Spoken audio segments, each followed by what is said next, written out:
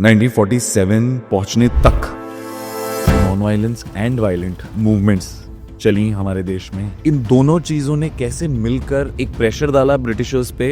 जो आजादी की लड़ाई लड़ी गई उसका कैसे हम कह सकते हैं कि इसका कोई रोल नहीं था। Jallianwala Bagh, it was such a horrifying event जिसकी आवाज देश भर में गूंजी। मदन लाल धिंगरा एक हमारे पेट्रियट जो थे, ब्रिगेडियर जनरल ड्वायर पे इन्होंने गोली चलाई। तो अंग्रेजों के बारे में कहा जाता है कि they keep their word and their word of honour and stuff like that. ये सारी की सारी चीजें एकदम बकवास और झूठ है। पोर्चुगीज का क्या रोल था, वो क्यों थे, क्यों भाग के नहीं निकले? ये शायद सक्सेसफुल हो भी जाता अगर कांग्रेस ने उस समय इसमें एक पॉजिटिव रोल प्ले किया होता। इन्होंने सब ने इनको नेगोशिएटिंग टेबल पर लाने के लिए सारा रोल प्ले किया। कितनी हिपोक्रेसी है ना सर। एक तरफ से जो गोवा में रह रहे थे, जिन्होंने मूवमेंट चलाई to become a part of India, India वहां से कह रहा है कि हम कुछ नहीं कर सकते। दादरा नगर हवेली एक देश था। हमारे देश में 3 देश थे, भारत देश, पुर्तगाली और free state of Dadra Nagar Haveli. अगर वो ये ना करते तो शायद गोवा भी ना होता 1961 में।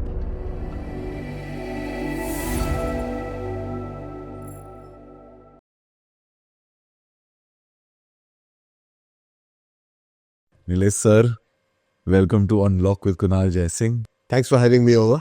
आज 26 जनवरी है, गणतंत्र दिवस की आपको बहुत बहुत शुभकामनाएं। आपको और आपके पॉडकास्ट देखने वालों को भी हार्दिक शुभकामनाएं गणतंत्र। बात करते हैं 26 जनवरी के महत्व की। 26 जनवरी 1950 को हमने कॉन्स्टिट्यूशन को अपनाया, राइट? वहां तक पहुंचने तक क्या क्या चीजें, क्या क्या इवेंट्स हुई, उसके बारे में थोड़ा बताइए सर। देखिए, 2 हमारे लिए महत्वपूर्ण दिवस है भारत के इतिहास में। समझिए एक स्वर्णिम जो युग शुरू हुआ है उसमें। एक तो 15 अगस्त 1947 जिस दिन हमने अंग्रेजों से आज़ादी पाई। उसके बारे में हम और बात करेंगे, कितनी पाई, कितनी नहीं, कितनी हुई, कितनी कब हुई, एटसेट्रा एटसेट्रा। जी। और दूसरा गणतंत्र दिवस, जब हम असली मायनों में आज़ाद एक तरह से कहा जाए तो हुए, क्योंकि उस दिन हमने अपना कॉन्स्टिट्यूशन, अपना संविधान अपनाया, जिसे अब 75 साल हुए हैं। आपने देखा होगा संसद में भी इसके ऊपर बहुत सारी बातचीत हुई है जी, on the adoption of the constitution. और इस कॉन्स्टिट्यूशन में ये डिक्लेयर किया गया कि हम एक रिपब्लिक है, यानी हम एक गणतंत्र है, इसीलिए इसको हम गणतंत्र दिवस कहते हैं जी। तब तक हम गणतंत्र नहीं थे जब तक हमने उसको एक्सेप्ट नहीं कर दिया।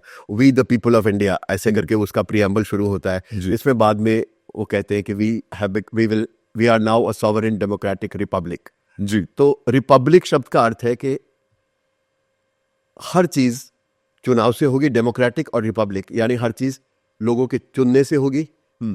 लोग जो इस देश में रहते हैं उनकी मलकियत होगी इस पर।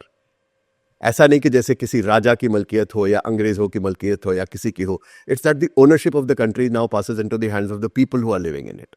तो डेमोक्रेटिक रिपब्लिक यानी डेमोक्रेटिक यानी जो जनता की इच्छा होगी, उस इच्छा को सर्वोपरि माना जाएगा। वही लोगों को चुन के देगी। उनके चुनने की प्रक्रिया के बाद वो लोग वो करेंगे जो लोग चाहेंगे जी। अब प्रैक्टिकली करते नहीं करते हो, दैट इज अनदर मैटर, लेकिन फैक्ट रिमेंस के that is what the constitution envisages. और इसके अलावा रिपब्लिक यानी हम गणतंत्र हैं, तो लोग इस पूरे सिस्टम के जो मालिक हैं वो अल्टीमेटली भारत के सारे लोग हैं जी। कोई भी बाहर की शक्ति, कोई राजा, कोई नवाब, कोई भी इसका मालिक नहीं है। ये अडॉप्ट किया गया कॉन्स्टिट्यूशन में। अब हम 15 अगस्त और उससे पहले जाए, इससे पहले थोड़ी सी बात कॉन्स्टिट्यूशन की कर ली। बिल्कुल सर। और उससे पहले मैं आपसे एक चीज पूछना चाहूंगा। 1947 में हमने आजादी पाई, 1950 में हमने कॉन्स्टिट्यूशन को अडॉप्ट किया। बिल्कुल। तो 1947 का महत्व और 1950 का महत्व और उसके बीच के समय में क्या कुछ हलचल हुई देश में, उसके बारे में अगर आप 5 मिनट बोल सकें तो वो अच्छा रहेगा। देखिए ना, जो संविधान लिखने की प्रक्रिया थी, ये ऐसा नहीं कि 15 अगस्त 1947 को ये लोग जब अंग्रेज चले गए तो हमने सोचा चलो अब अपना एक संविधान बनाते हैं जी। ऐसा नहीं है, it is not a casual thing. इसके बारे में सालों साल लोग विचार कर रहे थे कि जब अंग्रेज जाएंगे तो हम किस तरह की सरकार चाहते हैं। इसीलिए ये जो प्रक्रिया है लोगों को अधिकतर पता नहीं है, 1947 में नहीं शुरू हुई थी, ये 1946 में कॉन्स्टिट्यूएंट असेंबली इलेक्ट हुई थी। यानी संविधान बनाने की प्रक्रिया अंग्रेजों के जाने से 1 साल पहले शुरू हो गई थी जी। और उसके ऊपर डिबेट चलती थी। 11 सेशंस हुए 1949 तक, नवंबर 1949 तक, जिनके दौरान पूरा डिस्कस किया गया कि देश कैसा बनेगा जी। लेकिन जब ये प्रक्रिया चल रही थी तब पैरेलली बाहर की दुनिया में क्या हो रहा था।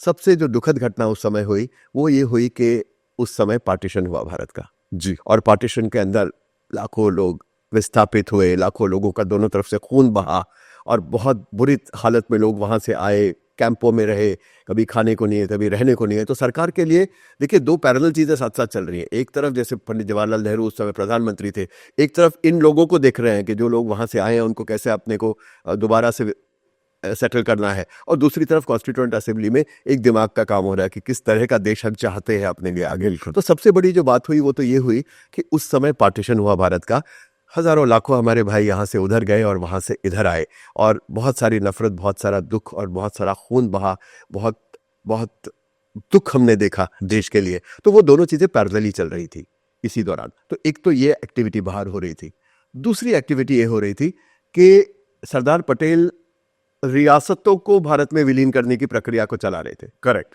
है ना, बिकॉज हमें पता है कि 500 कुछ रियासतें भारत में हुआ करती थी। सरदार पटेल जिन्हें हम आयरन मैन के नाम से जानते हैं, वो इसीलिए सबसे उनका जो सबसे महत्वपूर्ण कार्य रहा वो ये रहा कि उन्होंने कहीं समझा कर, कहीं धमका कर, कहीं शक्ति का प्रदर्शन कर कर इन सब रियासतों को अपने भारत में विलीन कराया। That is they every princely state signed an instrument of accession for merging into India. And they became complete parts of India as a part of the country completely. They were not ruled by anybody else. कुछ राज्य थे जो नहीं। जी, इसी दौरान कुछ राज्य थे जिन्होंने भारत में आने से या तो मना किया या थोड़ी सी उसमें हेजिटेशन दिखाई। करेक्ट। जिन राज्यों को हम जानते हैं वो है हैदराबाद, कश्मीर, जूनागढ़। इस राज्य को नहीं जानते वो था जोधपुर। ओके। जोधपुर के महाराज ने भी ये चाहा था कि अल्टीमेटली हमारा जोधपुर जो है एक आजाद देश की तरह हो, चले और आगे जाए, लेकिन उनको समझाकर और टेबल पर लाकर समझाकर उनका विलीनीकरण हो गया। और इसी दौरान में कश्मीर का, हैदराबाद का और जूनागढ़ का विलीनीकरण हुआ। कश्मीर की केस में तो क्या हुआ कि पाकिस्तान का हमेशा उस पर क्लेम था, क्योंकि जिन्ना का जो पाकिस्तान बनने का एक मूल एक बेस था वो ये था कि भाई मुस्लिम पॉपुलेशन वहां जाएगी और हिंदू पॉपुलेशन यहाँ रहेगी। जी। जबकि धर्म के आधार पर जब देश बढ़ते हैं तो उन देशों का कोई बहुत अच्छा होता नहीं है। हम सेकुलर है, हमारे पास हिंदू भी है, मुस्लिम है, पारसी है, सिख है, ईसाई है। जी। देखिए आज हम कहाँ पर है, और जो देश वहां पर जाकर केवल धर्म के आधार पर बना था उसकी हालत देख लीजिए। जी। वहां पर अगले महीने की तनख्वाह देने के लिए भी लोगों के पास पैसे नहीं होंगे, किसी प्रकार का कोई डेवलपमेंट नहीं है जिस प्रकार का होना चाहिए। एनीवेज, तो उन्होंने ये सोचा कि चूंकि एक हिंदू राजा थे और मुस्लिम मेजॉरिटी पॉपुलेशन थी कश्मीर के अंदर, तो उन्होंने अपना क्लेम उस पर समझा। और चूंकि अपनी फौज को डायरेक्टली भेजते तो वो युद्ध हो जाता, इसलिए अपने फौजियों को कबाइलियों के रूप में उन्होंने वहां से भेजा, ट्राइबल्स के साथ भेजा मिलाकर, और वो इलाके लेते लेते श्रीनगर के बॉर्डर तक आ गए। जब वो श्रीनगर के बॉर्डर पे आए तब महाराजा हरी सिंह जो कश्मीर के महाराजा थे, उन्होंने भारत से कहा कि भाई आप मेरी मदद कीजिए। और पटेल जी ने सीधी तरह ये कह दिया कि अगर आप इंस्ट्रूमेंट ऑफ एक्सेशन साइन करते हैं तब तो हम आपकी मदद करते हैं, वरना आपकी किस्मत है, आप जैसा चाहे कर लीजिए। तो वहां फिर भारतीय फौज गई, उनको पीछे हटाया, और अनफॉर्चुनेटली सीज फायर हो गया एक पर्टिकुलर जगह पे जाके। तो हमारा कुछ हिस्सा जैसे गिलगित और बाल्टिस्तान, ये सारे इलाके अभी भी पाकिस्तान के कब्जे में है, पाक ऑक्युपाइड कश्मीर में है। और अगर आप कश्मीर का और वहाँ के लोगों के जीवन स्तर के बारे में देखते हैं तो आपको पता चलेगा हमारा जीवन स्तर कहाँ है और उनका जीवन स्तर आज की तारीख में वहाँ जाने से क्या है। तो मैं बहुत सारे वीडियोस देखता हूँ सर, जस्ट टू मैं बहुत सारे वीडियोस देखता हूँ जो वहाँ के इन्फ्लुएंसर्स हैं या छोटे छोटे जो लोग रोड्स पे जाके लोगों से पूछते हैं, जो ग्राउंड लेवल पे बात करते हैं, not just in the political level. Exactly. तो वो आज भी वहां पे मैं देखता हूँ बहुत सारे ऐसे कश्मीरी हैं जो एक समय तक गुन गाते थे कि नहीं हमें पाकिस्तान के साथ ही रहना है, पाकिस्तान के साथ ही रहना है और कश्मीर को हमारे साथ। आज जब हमारे कश्मीर में जो हिंदुस्तान का कश्मीर है, वहां पे जब तरक्की देख रहे हैं, लोगों के हालात देख रहे हैं, वो लोग चाहते हैं कि नहीं अब हमें वहीं जाते तो अच्छा था, हमें जोड़ दो। मैं इसकी एक बहुत दिलचस्प कहानी आपको सुना। बिल्कुल सर। अभी पीछे मैं कश्मीर गया था जी, तो कश्मीर में जो स्टैंडर्ड जगह लोग जाते हैं, गुलमर्ग, सोनमर्ग वगैरह, वहां नहीं गए, हम बॉर्डर तक पहुंचे। जब हम बॉर्डर पे गए तो बीच में नदी बहती है जिसे हम शायद नीलम कहते हैं, वो किसी और नाम से जानते हैं उस तरफ। तो उस नदी के पड़ली तरफ पाकिस्तान आर्मी ने अपने जनरल्स को, ब्रिगेडियर्स को, हाई ऑफिसर्स को प्लॉट्स दे रखे हैं और वहाँ बहुत सारे पॉश रिसोर्ट्स बनाए हैं जी। वहाँ लोग घूमते हैं, वहाँ we love Kashmir, we love Pakistan, ऐसे ऐसे बड़े बड़े बोर्ड्स और ये सब लगे हुए हैं जी। और अपनी तरफ नॉर्मल जैसे घर होते हैं उस तरह के घर हैं। तो वहाँ पे जो एक कर्नल साहब थे जिनके साथ हम गए थे, मित्र हमारे हैं, तो उनसे मैंने पूछा कि वहाँ पे इतने अच्छे रिसोर्ट्स बने हुए तो यहाँ से लोग उधर जाते होंगे? तो बोले साहब जाते तो हैं, लेकिन 6 महीने बाद वापस आने को तड़पते हैं। तो मैंने कहा वापस आते हैं तो अब क्या करते हैं? कहते गोली मार देते हैं उनको, गए क्यों? हाँ। है ना। Then I asked them also कि मतलब आप लोग यहाँ पे इस तरह के रिसोर्ट्स क्यों नहीं बनाते? तो उन्होंने बोला, मैंने अपने सीईओ साहब को एक बार यही कहा था जी कि हम भी इस तरह के रिसोर्ट्स बनाएं ताकि उधर के लोग भी इधर आए। उन्होंने कहा, भैया ये सब करने की जरूरत नहीं है, केवल आज का तुम्हारा आटे दाल का भाव तुम एक बड़े बैनर पे लगा के अगर यहाँ डिस्प्ले कर दोगे ना, तो सारा का सारा पाकिस्तान वहां से यहाँ जा सकता है। नहीं, ये हुआ कश्मीर। जी एक था जूनागढ़। जूनागढ़ के नवाब चाहते थे कि वो पाकिस्तान में विलीन हो जाए। कश्मीर के तो न्यूट्रल थे, जूनागढ़ के चाहते थे वहाँ विलीन हो जाए। तो वहाँ एक इलेक्शन हुआ, प्लेबिसिट हुआ, जिसमें वहाँ के जो लोग थे उन्होंने सबने ये कहा कि हम भारत में विलीन होना चाहते हैं। भारत की फौज बॉर्डर पे पहुंची तो जूनागढ़ के नवाब पाकिस्तान भाग गए। जूनागढ़ एक बॉर्डर स्टेट है पाकिस्तान के साथ, और उसका विलीनीकरण उनके जो दीवान थे उन्होंने इंस्ट्रूमेंट ऑफ एक्सेशन साइन किया, वो भारत में विलीन हो गया। रह गया सिर्फ हैदराबाद। तो हैदराबाद के निज़ाम को अपना एक आज़ाद देश बनाना था और वो पाकिस्तान की तरफ इंक्लाइन थे। ऑब्वियसली भारत के जो भी वहाँ कर्णधार उस समय थे, उनको ये तो नहीं चाहिए होगा कि पाकिस्तान से इन्फ्लुएंस्ड एक देश हमारे देश के बीच में हो, बीच में जिसका इतना बड़ा साइज हो, जो मतलब वहाँ से भी हर तरह की हरकत हो सके और पाकिस्तान से भी हो, तो कितना मुश्किल था। बिल्कुल। तो इसीलिए वो चाहते थे कि इसको अपने में विलीनीकरण कर लिया जाए। तो नवाब ऑफ हैदराबाद के साथ उन्होंने एक स्टैंड स्टिल एग्रीमेंट साइन किया एक बार। ये कहा कि अगर आपको टाइम चाहिए तो हम आपको 1 साल का समय देते हैं, ना आप कोई हरकत करेंगे ना हम कोई हरकत करेंगे, और 1 साल के बाद हम बैठ के निर्णय करेंगे कि आगे क्या करना है। ये सब तब चल रहा है जब कॉन्स्टिट्यूएंट असेंबली में डिबेट चल रही है, जी कॉन्स्टिट्यूशन बनाने की डिबेट चल रही है। तो नवाब ऑफ हैदराबाद ने उसका थोड़ा सा भारत के लोगों के साथ, भारत की सरकार के साथ या कर्णधारों के साथ धोखा किया। उन्होंने उस समय एक तो यूनाइटेड नेशंस में ये प्रॉब्लम ले जानी शुरू की कि भाई हमें आज़ाद देश चाहिए, हम आज़ाद रहना चाहते हैं। पाकिस्तान से सिंपैथी लेने की शुरुआत की। ये सब प्रोसेस चलते रहे। तो भारत की फौज ने पूरी तरह से हैदराबाद को सराउंड कर लिया और एक इकोनॉमिक ब्लॉकेड डाल दिया कि ना कोई अंदर आएगा ना कोई बाहर जाएगा, जिससे उनकी हालत बहुत ज़्यादा ख़राब हो गई, क्योंकि उनके सारे एक्सपोर्ट्स तो लैंडलॉक्ड है। हैदराबाद हमारे देश में से होके जाते थे। तो अल्टीमेटली जब वहाँ निज़ाम ऑफ हैदराबाद ने, एक तो उनके पास हथियार नहीं थे उस समय बिल्कुल भी, जो कि उन्होंने अपनी फौज भेजी थी पूरी हथियारों से लेस कर वर्ल्ड वॉर 2 में लड़ने के लिए। जब वो वर्ल्ड वॉर 2 से फौज वापस आई तो अंग्रेजों ने उनके सारे अत्याधुनिक हथियार जो निज़ाम ने अपने पैसे से खरीदे थे अपने पास रख लिए और इनको बोला भारत चले जाइए, आपको हम वहाँ जाके दे देंगे। जब वो वहाँ आए तो ऑलरेडी भारत आज़ाद था, ब्लॉकेड लगा हुआ था, और उसके बाद वो हथियार मिल नहीं पाए, तो उनके पास हथियार नहीं थे। उन्होंने स्मगल करके हथियार मंगवाए। उसकी भी एक बहुत रोचक कहानी है, जो मैंने एक पुस्तक लिखी जिसकी हम बाद में बात करेंगे, उसमें वो कहानी है, आपको पता चलेगी कि किस तरह वो स्मगल हुए। उसके साथ साथ वहाँ पे एक सैयद कासिम रिजवी करके थे, जिन्होंने एक संस्थान के हेड थे जो रजाकार जो कहलाते थे। Razakar were basically misguided Muslim youth, जिन्हें गांव से लाया गया था और कहा गया था कि निज़ाम जो है वह खालिफ है और निज़ाम के खिलाफ जो भी एक्टिविटी ली जाएगी वो इस्लाम के खिलाफ है, इसलिए आप आइए और लड़िए जो काफिर आ रहे हैं उनसे लड़ने के लिए। तो उनकी एक फौज बना दी गई थी। तो वो 1 लाख 2 लाख हो गए थे और कासिम रिजवी कहा करते थे कि 5 लाख भी हो जाएंगे, और जब ये 5 लाख हो जाएंगे तो हम इस में जो भी हमसे एग्री नहीं करेगा उनका सबका कत्ल कर देंगे एक दिन में। तो सिचुएशन ज़रा ख़राब होती जा रही थी, क्योंकि एक तरफ तो वो पाकिस्तान को अप्रोच कर रहे थे, एक तरफ यूनाइटेड नेशंस को अप्रोच कर रहे थे, एक तरफ वहाँ की जो पॉपुलेशन थी वो खतरे में थी। तो भारतीय फौज फाइनली उसमें चली गई और जाके उन्होंने उसको लिबरेट करा दिया। तो इफेक्टिवली इस दौरान ये हुआ कि सारे जो, एक तो पार्टीशन हुआ जैसे मैंने बताया, दूसरा इस दौरान ये हुआ कि जो संस्थान थे, जो प्रिंसली स्टेट्स थी, उनका सबका विलीनीकरण हो गया भारत में। इसके अलावा हम देखते हैं कि 15 अगस्त 1947 को जो गए वो तो अंग्रेज गए। अंग्रेजों, कुछ एरिया अंग्रेजों के पास था, कुछ एरिया प्रिंसली स्टेट्स के पास था, लेकिन दैट वाज नॉट ऑल। उसके अलावा फ्रेंच भी थे, उसके अलावा पुर्तगाली भी थे। तो फ्रेंच लोगों के साथ उस समय नेगोशिएशन शुरू हुई। 1948 में जब ये कॉन्स्टिट्यूशन की बात चल रही थी, उन्होंने कुछ इलाके भारत को दे दिए और बाकी अल्टीमेटली फाइनली 1952 तक उन्होंने पौंडीचेरी, काराकल, चंद्रनगर, ये सारे इलाके दे दिए। तो ये कितने राज्य या जगहें थी फ्रेंच के पास? फ्रेंच के पास मेन तो पौंडीचेरी ही था। इसके अलावा कलकत्ता के पास चंद्रनगर में थोड़ा सा इलाका था। बाकी कराकल वगैरह 1-2 छोटे छोटे टापू समझ लीजिए, छोटे एरिया थे, तो उनके पास बहुत ज़्यादा जोग्राफिकल एरिया नहीं था। अंग्रेजों के बाद अगर किसी का जोग्राफिकल एरिया था वो पुर्तगालियों का था। उसकी हम बात बाद में करेंगे, दैट्स अ सेपरेट चैप्टर। क्योंकि वो जो थे, जो वेस्टर्नर्स आए उसमें से सबसे पहले आने वाले और सबसे आखिरी जाने वाले पुर्तगाली। सबसे ज्यादा साल तक उन्होंने हमारे भारत के एरिया पर अतिक्रमण कर यहाँ पर राज किया। उसकी हम बातचीत बाद से करते हैं। बट एनीवेज, हम बात कर रहे हैं कि जब कॉन्स्टिट्यूशन का काम चल रहा था, संविधान के ऊपर चर्चा चल रही थी, उस समय क्या क्या हुआ। तो उस समय फ्रेंच का भी यहाँ से जाना हुआ। तो इस दौरान हमने पार्टीशन झेला, हमने स्टेट्स का विलीनीकरण कराया और हमने फ्रेंच को अलविदा कहा जी। और ये सारी चीज़ें हमारी उस समय बाहर हो रही थी। और उस समय कॉन्स्टिट्यूएंट असेंबली में इस बात पे चर्चा हो रही थी कि भारत की गवर्नेंस जो होगी वो किस तरीके से होगी और किस तरह का देश हम अपने लिए चाहते हैं। तो तब भारत का एक कॉन्स्टिट्यूशन अडॉप्ट हुआ। तो मैं जानकर इसमें मैंने भी जब पहली बार इसको पढ़ा तो अचंभा हो कि ये दुनिया का सबसे बड़ा लिखा हुआ संविधान है। 1,17,000 कुछ वर्ड्स इसमें शुरू में थे। और जो दुनिया का सबसे छोटा संविधान है वो है मोनाको का, उसमें केवल 3,814 शब्द है। और ब्रिटेन का जो संविधान है वो तो कभी लिखा ही नहीं गया।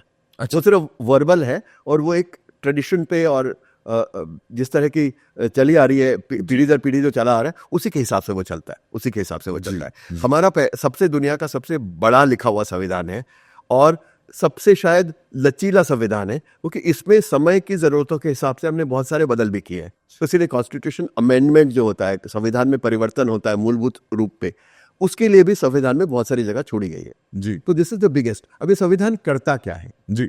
संविधान बेसिकली हमें किस तरह का देश चाहिए ये डिफाइन करता है। यानी हम एक डेमोक्रेटिक रिपब्लिक है, इसमें for instance executive, law making and judiciary इनका डिवीजन है जी। हमारे पास प्राइम मिनिस्टरियल सिस्टम है, प्रेसिडेंशियल सिस्टम नहीं है जी। हम वन पार्टी डेमोक्रेसी नहीं है, हम मल्टी पार्टी डेमोक्रेसी है जी। कई चीजें ऐसी हैं जो जिस तरह से हम जी रहे हैं, जिस तरह के देश की अब हमें आदत पड़ गई है, जिसे हम टेकन फॉर ग्रांटेड करते हैं जी। वो संविधान ने हमें दिया है।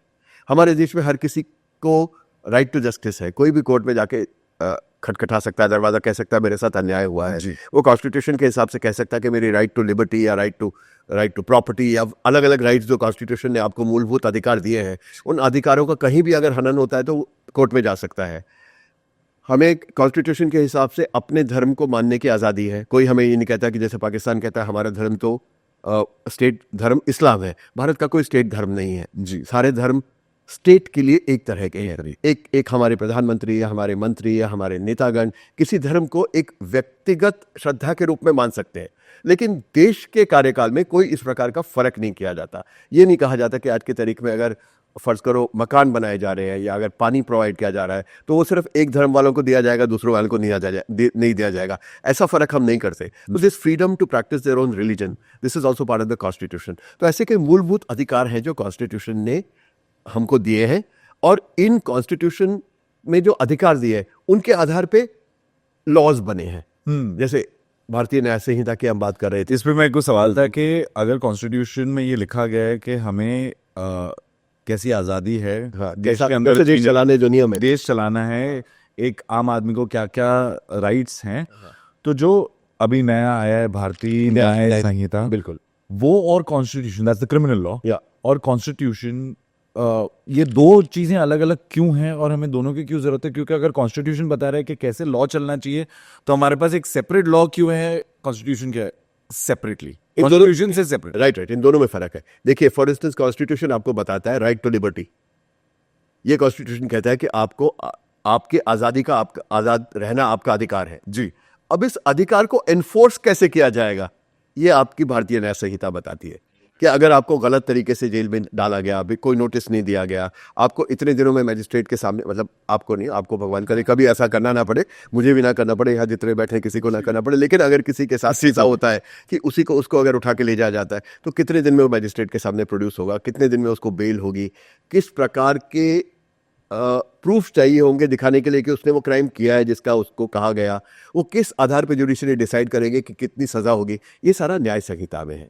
Because they are the rules formulated for enforcing the constitution. संविधान में जो अधिकार आपको दिए गए हैं, जो आपकी ड्यूटीज दी गई हैं, आप उनको कर रहे हैं कि नहीं कर रहे। जैसे झंडे का और राष्ट्रगान का आदर करना, ये संविधान में आपकी ड्यूटी है। अगर आप उसको नहीं करते तो उसकी क्या सजा होगी और किन कंडीशंस में वो सजा दी जाएगी, ये आपको भारतीय न्याय संहिता बताती है। तो न्याय संहिता में whether it is the criminal procedure code और द सिविल प्रोसीजर कोड, इसमें बहुत बड़ा एक्सपर्ट तो मैं नहीं हूं, लेकिन जो थोड़ा सरसरी तौर पे मुझे मालूम है जी, जी, जी। उसके आधार पे ये कि ये सारे जो कोड्स हैं ये वो बताते हैं कि अगर कॉन्स्टिट्यूशन में जो अधिकार और जो ड्यूटीज दी गई है और जो राइट्स दिए गए हैं उनका हनन होता है तो कैसे उसको मापा जाएगा और उसकी क्या सजा होगी और किस चीज के लिए क्या रिड्रेसल होगा, ये वो नियमों में दिया गया। They are the rules, god, this is the basic policy. मतलब बात करने की आज़ादी हमें है या धर्म प्रैक्टिस करने की आज़ादी है, हमें कॉन्स्टिट्यूशनल रेमेडीज लेने की आज़ादी है, हमें अब तो राइट टू एजुकेशन भी है। तो अगर ये सब चीज़ें हमें नहीं मिलती तो हमें किन नियमों के आधार पर अपने इस हक को मांगना है जी। या सरकार को किन नियमों के आधार पर हमने अपने अब कर्तव्य पूरे नहीं किए तो उनमें हमको प्रोसिक्यूट करना है, ये उनमें आता है। Constitution is the broader thing, which actually tells you what you ought to do, what the government ought to do, what people ought to do, and what are our duties, what are our responsibilities, what are the duties of the government, what are the responsibilities of the government, what are the rights of the government. Then the Constitution also sets down कि आपको एक federal structure आपका है कि जैसे राज्य अलग है, कुछ चीज़ें राज्यों के अधिकार में आती है, कुछ चीज़ें सेंटर के अधिकार में आती है, तो कौन सा किसके में आएगा, कुछ चीज़ें कॉन्करेंट लिस्ट में यानी दोनों के अधिकार क्षेत्र में आती हैं. तो ये सारी चीज़ें जो है ये डिफाइन कॉन्स्टिट्यूशन करता है जी. और उसके नियम जो है वो लॉ बनता है. ये कह सकते हैं कि कॉन्स्टिट्यूशन आसमान है. हाँ. और आसमान के अंदर जो जो एलिमेंट्स है उसकी बहुत डिटेल्ड चीजें जो कि वो कैसे एक दूसरे से इंटरेक्ट करेगी, कौन से नियमों के आधार पे करेगी, कौन से रूल्स के आधार पे करेंगी, ये सब न्याय संहिता बताता है. Constitution is a larger philosophical outlier which is actually not even an outlier, it's actually the overall covering. मतलब उसके बाद छोटी चीजें जो है वो, जैसे हम इस मकान में बैठे, इस स्टूडियो में बैठे, तो कॉन्स्टिट्यूशन से ये पूरा स्टूडियो है. करेक्ट. और जो न्याय संहिता है वो बताएगी कि माइक कितनी दूर रखना है, कैमरा का एंगल कौन सा होगा, लाइटिंग कैसी होगी, ये सारी चीजें एब्सोल्यूट निटी-ग्रिटीज. और अगर ऐसा माइक हम नहीं रखेंगे जैसा हमने यहाँ रखा तो आवाज पे क्या इफेक्ट पड़ेगा, ये चीजें जो आप तजुर्बे से करते हैं वो वहाँ कोडिफाइड है. अगर मेरी राइट टू प्रॉपर्टी है विच इज गारंटीड, अगर मैं पड़ोसी की प्रॉपर्टी ले लेता हूँ तो प्रॉपर्टी छीनने पे मुझे क्या सजा होनी चाहिए ये तो वो बताएगा, न्याय संहिता बताएगी. लेकिन प्रॉपर्टी मुझे नहीं छीननी है ये मुझे कॉन्स्टिट्यूशन बताएगा, संविधान बताएगा. Got it. That's the difference. तो अब चलते हैं सर जो हिस्ट्री के अंदर थोड़ा सा 1947 पहुंचने तक. राइट. उससे पहले क्या क्या इवेंट्स हुए थे, क्योंकि ब्रिटिशर्स ने बहुत रेजिस्ट किया, काफी सालों तक रेजिस्ट किया. जी. काफी सालों तक non violence and violent movements चली हमारे देश में. ब्रिटिशर्स ने बहुत रेजिस्ट किया, दोनों मूवमेंट चलते साथ. इन दोनों चीजों ने कैसे मिलकर एक प्रेशर डाला ब्रिटिशर्स पे कि अब हमें आजाद होना है आपके चंगुल से. जी.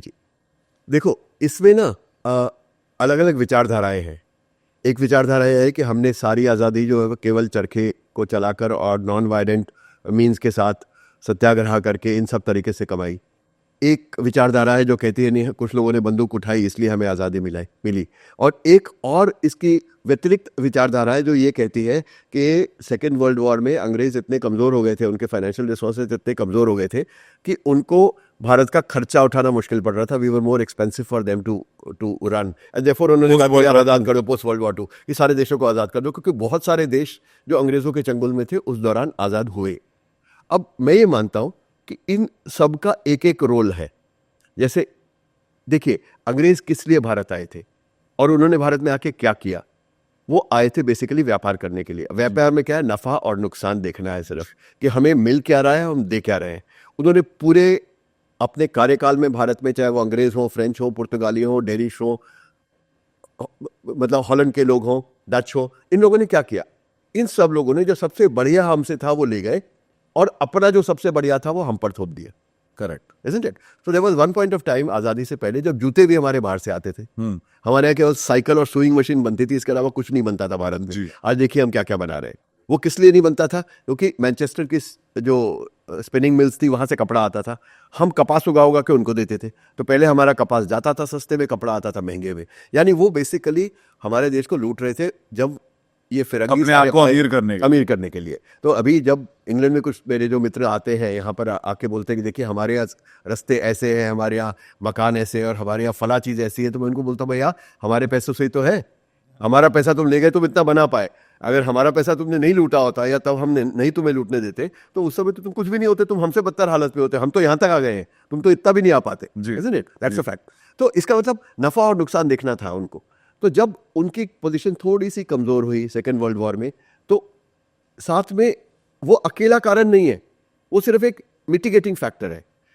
फैक्टर ये है कि violent agitation as well as the massive non violent movement, इन्होंने भारत को कंट्रोल करना उनके लिए इतना महंगा कर दिया in terms of raising the cost of governance, कि उनको ये लगने लगा कि अब इसमें से हमें कुछ मिलने वाला नहीं है.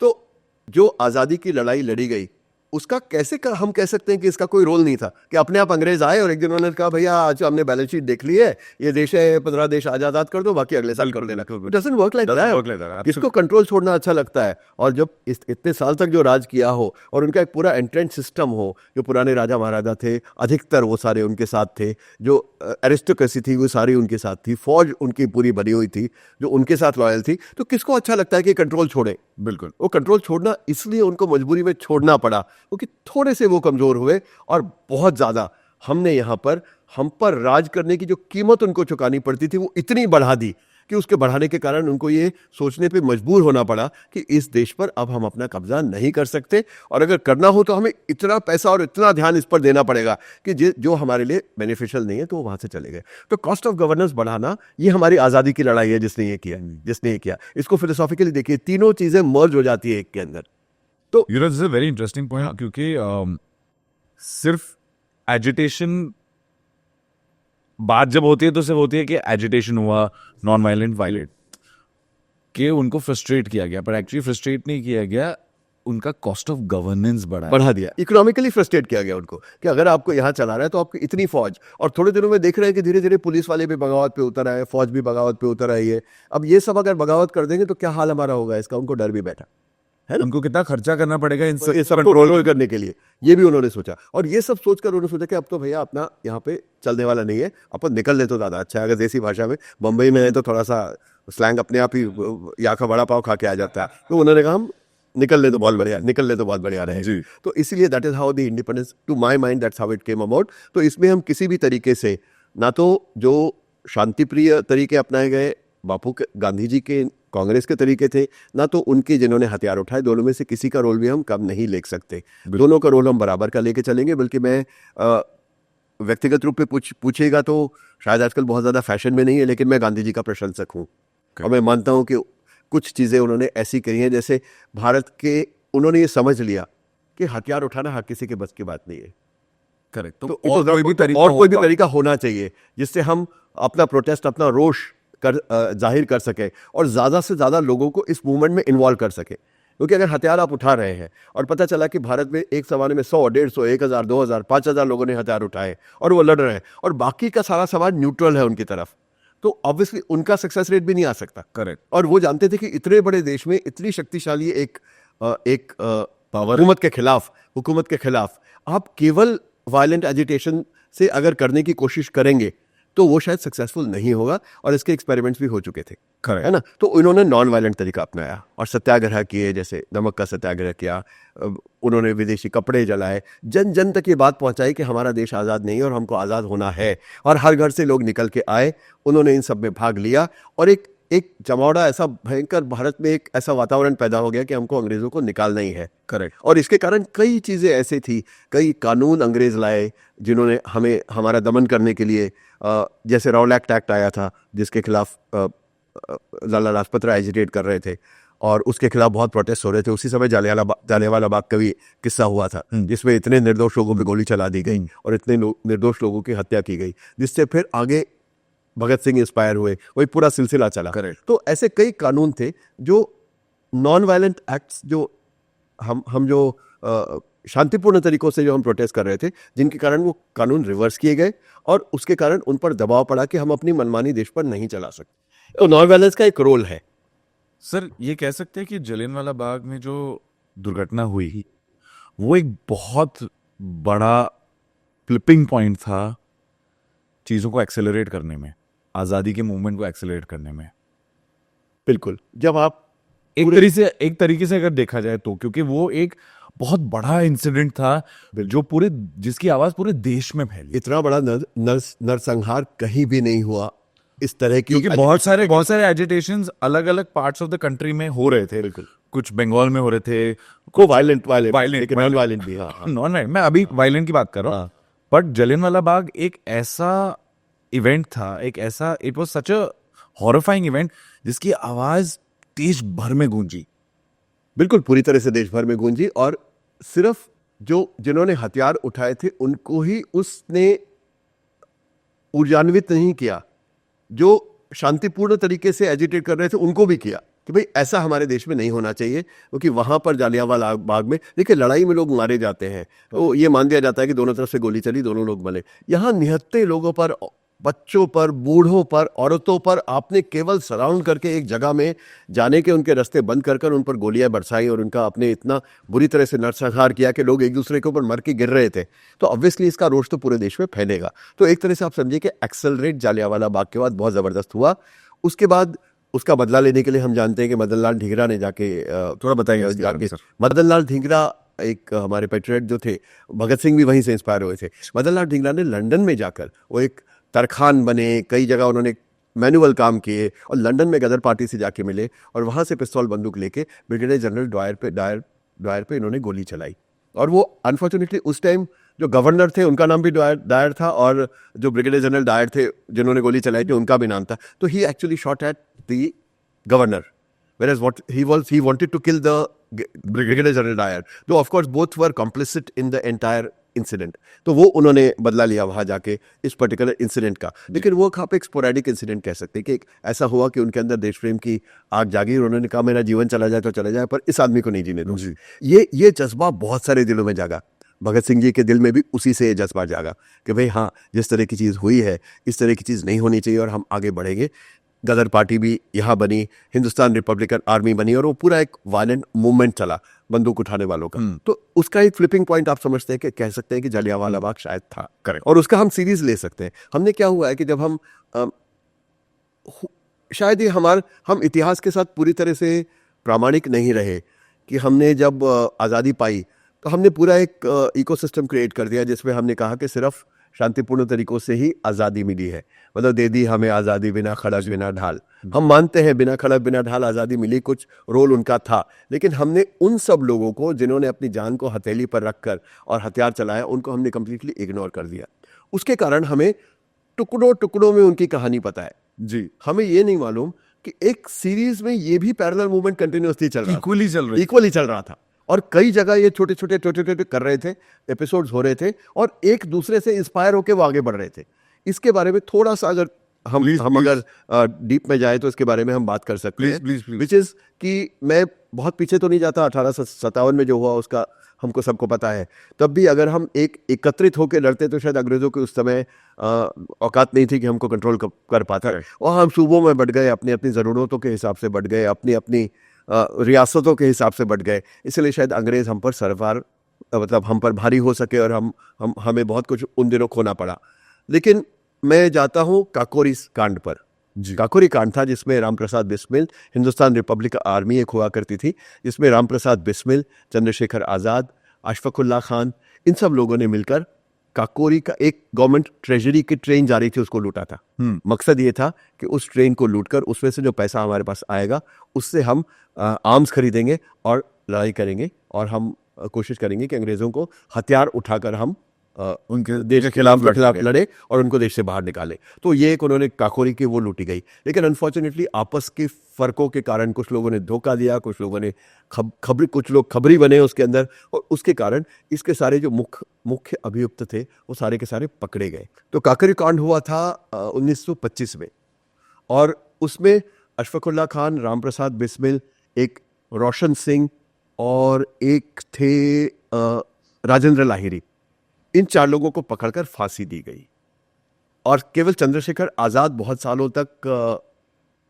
अंडरग्राउंड रहे, उनको नहीं पकड़ा गया और 1931 फरवरी में इलाहाबाद में उनको चारों तरफ से सराउंड कर लिया गया और उनके पास केवल एक पिस्तौल थी। इलाहाबाद में वो जगह देखकर आए हो, जब आप वहाँ खड़े होते हैं जहाँ पर वो शहीद हुए थे, आपके मतलब रोंगटे खड़े हो जाते हैं ये सोच के कि इस आदमी ने क्या किया था। तो उनकी बात यह है कि चंद्रशेखर आज़ाद के बारे में थोड़ा सा बताऊं आपको कि 15 साल की उम्र में वो गांधी जी के असहयोग आंदोलन और सत्याग्रह में कूद पड़े थे। 2, 3, 4 साल, दैट इज 1906 में पैदा हुए थे तो 1921 में उसमें गए। 1-2 साल रहने के बाद उनका उससे मन उठ गया और उन्होंने फर्म इरादा बना लिया कि पिस्तौल उठाकर ही अंग्रेजों को भगाया जा सकता है, आज़ादी पाई जा सकती है।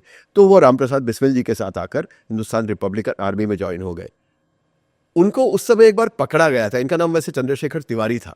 उनको एक बार पकड़ा गया था तो उनको पूछा गया कि आपका नाम पूरा क्या है? चंद्रशेखर। उन्होंने बोला सरनेम क्या? उन्होंने कहा आज़ाद। आपका घर कहाँ है? उन्होंने कहा जेल।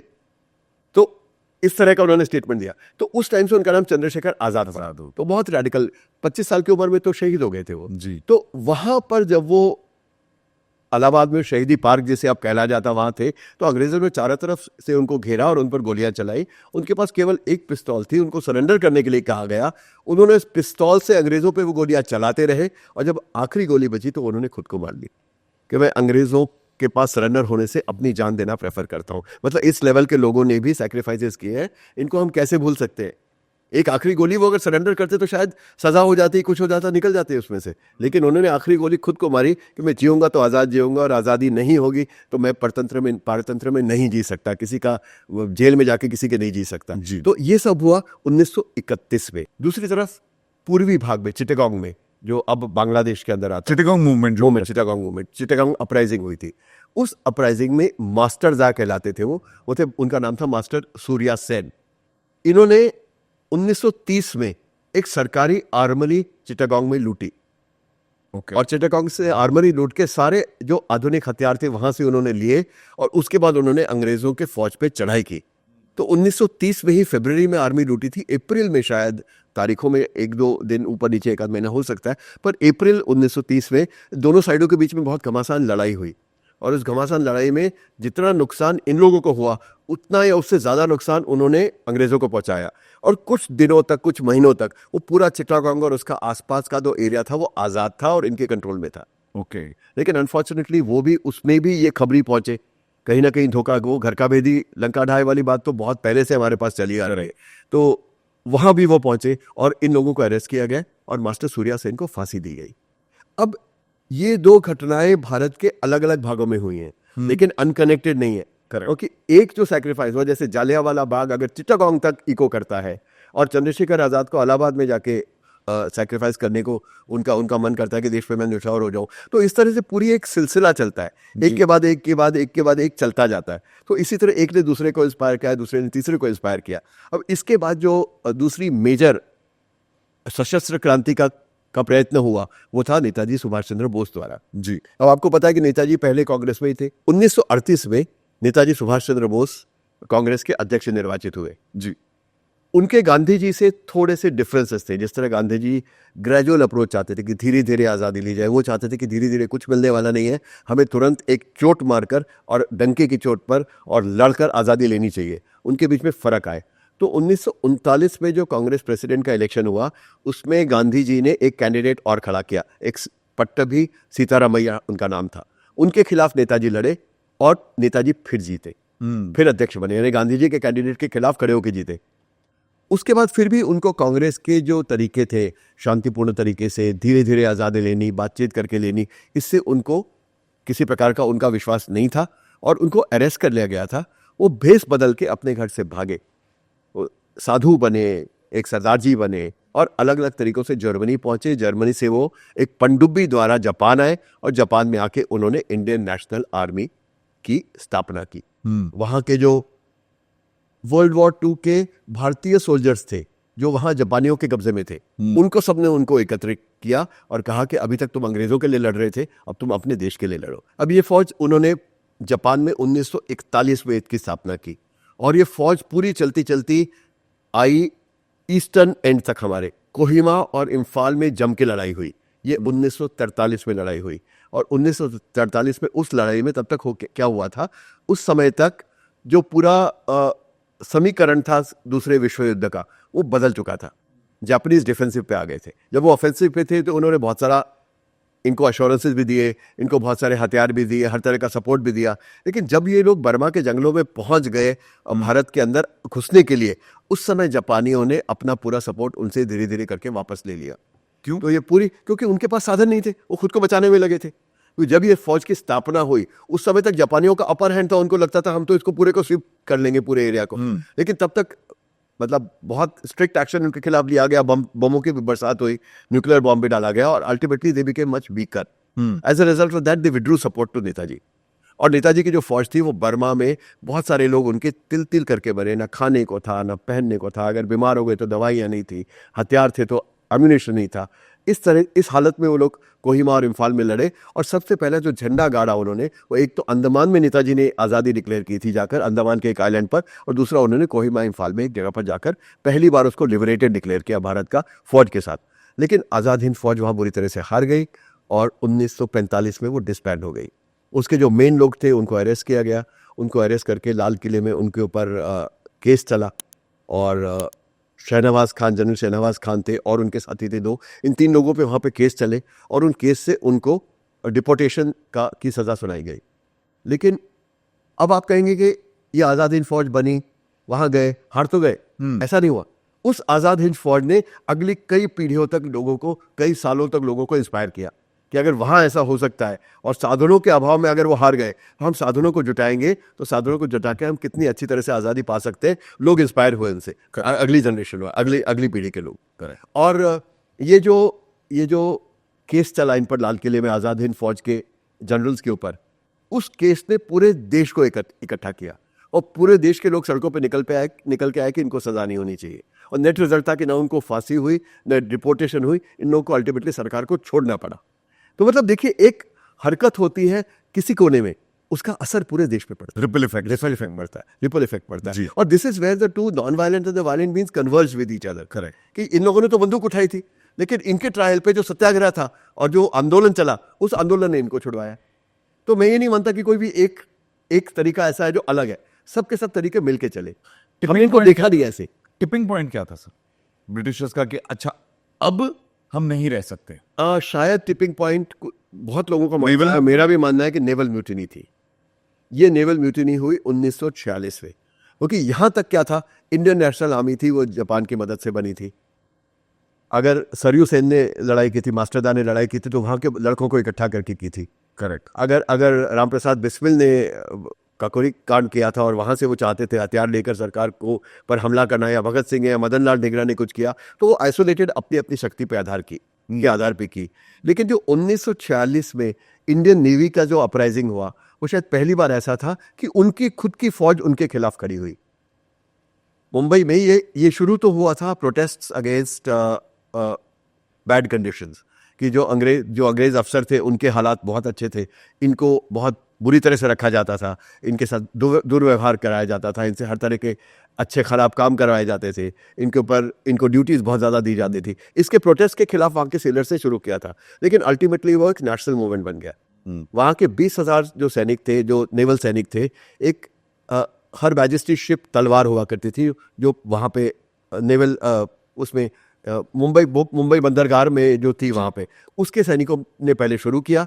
और अल्टीमेटली वो इस तरह से चली कि जितने भी नेवी के शिप्स, जितने के जहाज मुंबई बंदरगाह में खड़े थे, उनके सब सैनिकों ने अंग्रेज़ों के खिलाफ बगावत की, और वो जो जहाज थे, वो युद्धपोत थे, तो उनके ऊपर जो हथियार थे, उनको सबको बम्बई पे ट्रेन किया कि हम यहाँ से बम्बई पे शूट करेंगे। 20,000 सेलर्स थे। उनके साथ साथ लेबर मूवमेंट भी सारी इन्वॉल्व हो गई।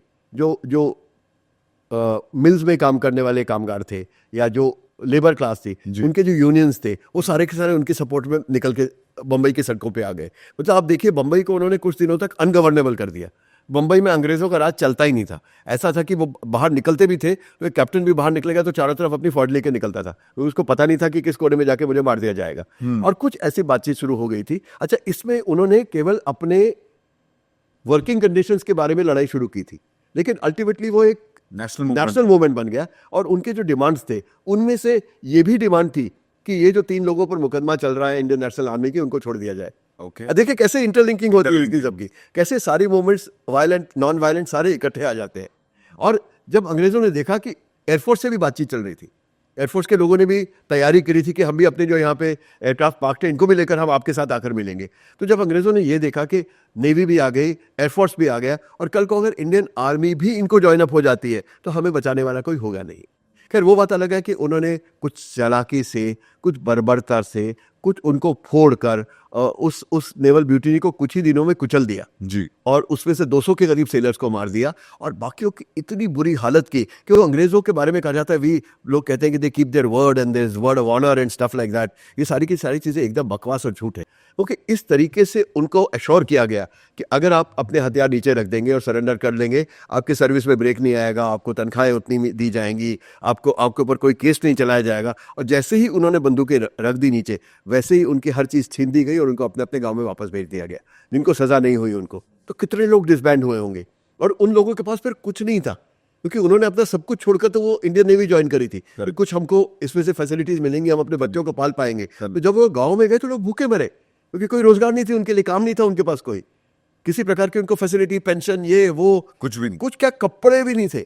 जिन कपड़ों में वो गांव से आए थे, उन्हीं कपड़ों में वो लोग गांव वापस पहुंचे कुछ सालों बाद। इतना उनका बुरा हाल कर दिया। और इसमें मुझे ये कहना पड़ेगा कि ये शायद सक्सेसफुल हो भी जाता अगर कांग्रेस ने उस समय इसमें एक पॉजिटिव रोल प्ले किया होता। जबकि कांग्रेस के जो नेता, इन्होंने सब ने इनको नेगोशिएटिंग टेबल पर लाने के लिए सारा रोल प्ले किया।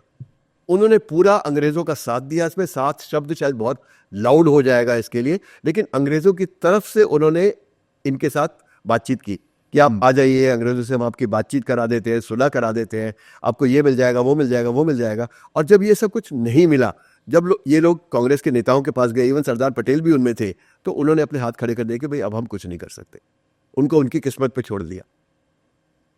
तो ये बहुत एक नेगेटिव रोल कांग्रेस का उसमें रहा। उस समय उन्होंने अंग्रेजों पे क्यों विश्वास किया या क्यों इसको डिसबैंड कराने की कोशिश की, उसके पीछे की एक थ्योरी ये भी है कि शायद इसलिए कराएगी कि उनको लगा कि सशस्त्र तरीके से अगर आज़ादी पाई जाएगी इस तरीके से, तो ये रिबेलियन को बाद में कंट्रोल करना बहुत मुश्किल हो जाएगा। आज़ादी, कांग्रेस को लगा कि जब आज़ादी अगर मिल जाती है इस तरीके से, एक तो हमारी इंपॉर्टेंस जीरो हो जाएगी, क्योंकि यही लोग डिसाइड करेंगे कि आगे कैसी सरकार बननी है। हम ग्रेजुअल अप्रोच से जा रहे हैं। ऐसा नहीं कि वो कोई विलन थे उसके अंदर, लेकिन उनका एक थिंकिंग ये था कि हम जिस अप्रोच से जा रहे हैं सबसे बढ़िया यही है कि हमें धीरे धीरे ग्रेजुअली बातचीत करके और आज़ादी को लेना चाहिए। और ये जिस तरीके से ले रहे हैं वो तरीका भी गलत है, और इसके रेपरकशंस आज़ाद भारत पे गलत हो सकते हैं, ऐसा उन्होंने सोचा। वो उनकी सोच थी, हम अच्छे बुरे में नहीं जाएंगे, ये उनकी उस समय की सोच थी। लेकिन जिस आदमी ने अपने देश के लिए बंदूक उठाए और अपने अफसर के खिलाफ गोली चलाई, उस आदमी के साथ तो ये सरासर धोखा था। जो मजदूर रास्ते पे निकले थे वो तो पीसफुल तरीके से निकले थे, बट उन्होंने पत्थरबाजी की, ये वो सब किया, लेकिन बेसिकली तो वो शांतिपूर्ण तरीके से प्रोटेस्ट कर रहे थे, ठीक है ना। तो उनको क्यों आपने सपोर्ट नहीं किया? क्योंकि वो सारे के सारे मजदूर कम्युनिस्ट पार्टी ऑफ इंडिया के कहने से निकले थे। तो एक तरफ ये बंदूक उठाए हुए लोग थे, एक तरफ कम्युनिस्ट पार्टी ऑफ इंडिया थी, इसमें कांग्रेस का कोई रोल ही नहीं था। तो कांग्रेस ने कहा अगर हमारा ही तरीका सही है, अगर हमारे तरीके से नहीं होगा तो हम होने नहीं देंगे। लेकिन आपने देश के साथ तो गद्दारी की ना, देश के उन सपूतों के साथ गद्दारी की जिन लोगों ने अपनी जान को जोखिम में डाला, अपने करियर्स को जोखिम में डाला। और अल्टीमेटली सफर किसने किया? कांग्रेस तो राज में आ गई, मजदूर अपने अपने गाँव में, अपने अपने मिलों में वापस चले गए। जिन लोगों ने बंदूक उठाई थी उन लोगों को जीवन भर, पीढ़ियों तक उसको झेलना पड़ा। तो ये बहुत गलत हुआ। लेकिन इसका इंपॉर्टेंस क्या हुआ? अब ये कहते हैं ये भी फेल हो गया। अब आप इंडियन नेशनल आर्मी की भी बात करते हैं, वो भी फेल हुई। आपका काकोरी कांड भी नहीं हुआ। सूर्या सेन मास्टर दा का भी जो उन्होंने आंदोलन चलाया वो फेल हुआ। ये फेल नहीं हुए, ये सीढ़ियां थी। सीढ़ियां, जब आप 12वीं सीढ़ी पे पहुंच जाते हैं तो पहली सीढ़ी फेल नहीं होती, उस पहली सीढ़ी का योगदान है आपको 12वीं सीढ़ी में पहुंचाने के लिए। तो इसीलिए हर बार एक सीढ़ी चढ़ते गए लोग। बात, कोई भी मूवमेंट मेरे हिसाब से, अगर मैं पर्सनली पूछा, कोई भी मूवमेंट फेलियर नहीं था, क्योंकि आप जो मूवमेंट कर रहे हो वो आप पहली बार कर रहे हो, आपके पास कोई रेफरेंस पॉइंट नहीं है। सिंपल सी बात ये होती है कि अगर आपके पास रेफरेंस पॉइंट नहीं है तो आप अंधे की तरह उस मूवमेंट में घुस रहे आपने बिल्कुल मेरे ये आपने अंधों की तरह या अंधेरे में छलांग लगाई है। अंधेरे में छलांग लगाई है केवल अपने बाहुबल के आधार पर, कि अंधेरे में छलांग लगाते हैं, बुरा होगा तो झेल लेंगे, अच्छा होगा तो देश आजाद होगा। बुरा होगा तो झेल लेंगे, अच्छा होगा तो देश आजाद होगा। और अगर जिस सोच से हम निकले वो पूरा नहीं हुआ, पर किसी और के लिए एक इंस्पिरेशन होगा, हाँ। और किसी और के लिए ये एक माइलस्टोन होगा कि अच्छा यहाँ तक पहुंचे, ये गलती हुई, तो ये गलती आप मत करना, फिर आप और आगे जाओ। और ये देखिए ना कि इनमें से जितने लोगों ने हथियार उठाए, जैसे वो नेवल म्यूटिनी के लोग थे, आपको चंद्रशेखर आजाद, भगत सिंह, राजगुरु, सुखदेव, मदन लाल ढींगरा, रामप्रसाद बिस्मिल, ये नाम तो पता है आज की तारीख में। केवल एक पुस्तक में जो इसके ऊपर लिखी गई है नेवल म्यूटिनी के ऊपर, उस पुस्तक के अलावा कहीं भी इसके नाम की लिस्ट भी नहीं जो लोगों को पता हो। मैं भी आज याद करने की कोशिश करूं, हालांकि मैंने पुस्तक को बहुत ध्यान से पढ़ी है अपने पुस्तक के संदर्भ में, लेकिन मुझे वो नाम याद नहीं आएंगे उन लोगों के। तो कितने अननोन मार्टियर्स थे वो, जिन लोगों ने इसलिए नहीं किया था कि हमें इसके बाद क्या मिलेगा या हम किस तरह से राज करेंगे, ये कहीं नहीं था। भाई राजवाज का हमको नहीं पता, हमको देश आज़ाद चाहिए, जो भी उसके लिए करना पड़े हम करने को तैयार हैं। तो इसका तो ये जो कांग्रेस की आप बात कर रहे हैं, उन्होंने ये सोचा कि अगर जब आज़ादी मिलेगी और जब हम राज करेंगे तब अगर ये टेंडेंसी हुई तो हमें दिक्कत में लाएंगे। कहीं तो स्वार्थ आ गया ना कि मेरा ही तरीका सही है, अगर मेरे तरीकों को नहीं मानेंगे तो तुम्हारा तरीका मैं चलने नहीं दूंगा, चाहे उससे वही हो रहा हो जो मैं करना चाह रहा हूँ, लेकिन होगा तो मेरे तरीके से होगा, नहीं तो ना हो तो कोई बात नहीं। सर 1947 में अंग्रेज छोड़ के चले गए, जी, पर जो पूरी तरह से आजादी अगर हमें मिली है तो वो 1961 में मिली है, जहां पे पूरा भारत भारत बना। बिल्कुल सही है। 1954 एंड 1961 ये दो मूवमेंट्स के बारे में बहुत बात नहीं हुई है। जी, आपकी किताब जो है, जो आपने लिखी है, ये भी इसी पर है, तो इसके बारे में आप प्लीज हमें बताइए। पोर्चुगीज का क्या रोल था, वो क्यों थे, हाँ, ऐसे 2-3 जगहों पे क्यों थे, हाँ, क्यों भाग के नहीं निकले, और क्यों उनको भगाया नहीं गया, क्यों उनको नहीं फौज भगाया लगाया गया? गया, उनको भगाया नहीं। मैं सारी बात करता हूँ जी। अब हम उस पर आते हैं कि 15 अगस्त के बाद अंग्रेज चले गए, फ्रेंच चले गए, रियासतें विलीन हो गई, रह गए सिर्फ पोर्चुगीज। अब पुर्तगाली जो थे, ये थे गोवा, दमन, दीव, दादरा नगर हवेली, 5 प्रदेशों में ये थे जहां पे इनका अधिकार था। अब आप पूछेंगे तीन के बारे में बहुत लोगों को पता है, हाँ। गोवा, दमन, दीव, दीव, दादरा नगर के बारे में। दादरा नगर हवेली जो है, ये इलाके हैं दो। हम जब दादरा एंड नगर हवेली बोलते हैं तो ऐसा लगता है कि दो बराबर के प्रदेश होंगे, लेकिन दादरा में केवल 2 गांव थे और नगर हवेली में 70 गांव थे। तो 72 गांवों का ये प्रदेश है, 550 स्क्वायर किलोमीटर का, और उसकी आज़ादी के समय कोई 20,000 पॉपुलेशन है, जो मोस्टली ट्राइबल थी। जी। अब इसकी लोकेशन क्या है कि ये गुजरात और महाराष्ट्र जो आज का है उसके बीच में है, दमन से हटके है, लैंडलॉक्ड है पूरा एरिया। दमन देखिए पोर्ट है, जी। दीव पोर्ट है, गोवा में तो सी कोस्ट है ही सारा। जी। ये एक इनका ऐसा पोजीशन था जिसके अंदर कोई एक्सेस टू द सी नहीं था। दमन से 35 किलोमीटर दूर, सूरत से नीचे और थाने डिस्ट्रिक्ट के ऊपर, ये बीच में एक एरिया है जो दादरा नगर हवेली का इलाका है। तो एनीवेज, ये हमारे पास 5 प्रदेश थे। सबसे पहली बात ये कि भारत ने अपनी फौजें भेजकर पुर्तगालियों को वहां से क्यों नहीं खदेड़ा। That's the most important question. क्योंकि ऐसा नहीं कि उनके पास कोई लाखों की फौज वहां थी, या भारत के पास शक्ति नहीं थी इतनी कि वो हमला कर पाते और उनको भेज पाते। तो एक पॉलिटिकल डिसीजन क्यों नहीं लिया गया उनको हटाने का। अब उसके पीछे का कारण यह है कि पुर्तगाल की जो संसद थी उसने एक ऐसा रेजोल्यूशन पास किया, मैं अंग्रेजी में उसके आपको जी जी जी शब्द बताता हूं। उन्होंने ये कहा, Portugal is a multi continent multi location country. यानी इफेक्टिवली उन्होंने ये कहा कि जहां पर भी हमारा राज है वो ऐसे क्षेत्र नहीं है जिनको हमने लिया है या कब्जा किया है जिन पे, वो पुर्तगाल ही है। यानी गोवा, दमन, दीव, दादरा नगर हवेली, ये पुर्तगाल के डिस्ट्रिक्ट्स हैं, उस देश का भाग है। अगर वो उस देश का भाग है तो वो जो देश पुर्तगाल था वो नेटो का हिस्सा था, नॉर्थ अटलांटिक ट्रीटी ऑर्गेनाइजेशन, जिसमें जर्मनी, फ्रांस, इंग्लैंड, अमेरिका सब लोग थे। जी। तो उसका जो मूल सिद्धांत वो ये था कि हम में से किसी एक देश पर अगर हमला होता है तो बाकी सारे देश मिलकर उस हमले को रिपेल करेंगे। तो चूंकि आपने गोवा, दमन, दीव, दादरा नगर हवेली को पुर्तगाल डिक्लेयर कर दिया, इसलिए उस पर जब भारतीय फौज हमला करती तो वो एक नेटो कॉन्स्टिट्यूएंट कंट्री पे हमला होता। तो it's an attack against NATO country, therefore the entire NATO would have retaliated. Correct. तो पंडित नेहरू ने उस समय संसद में ये सोचा कि अपनी जो सोच थी उसके हिसाब से ये सोचा कि हम इस समय इतने स्ट्रांग नहीं है कि नेटो जैसी शक्तिशाली, इतनी बड़ी शक्ति के साथ हम लोग किसी प्रकार का विवाद इस समय ले सके, इसीलिए उन्होंने उस चीज को नहीं किया।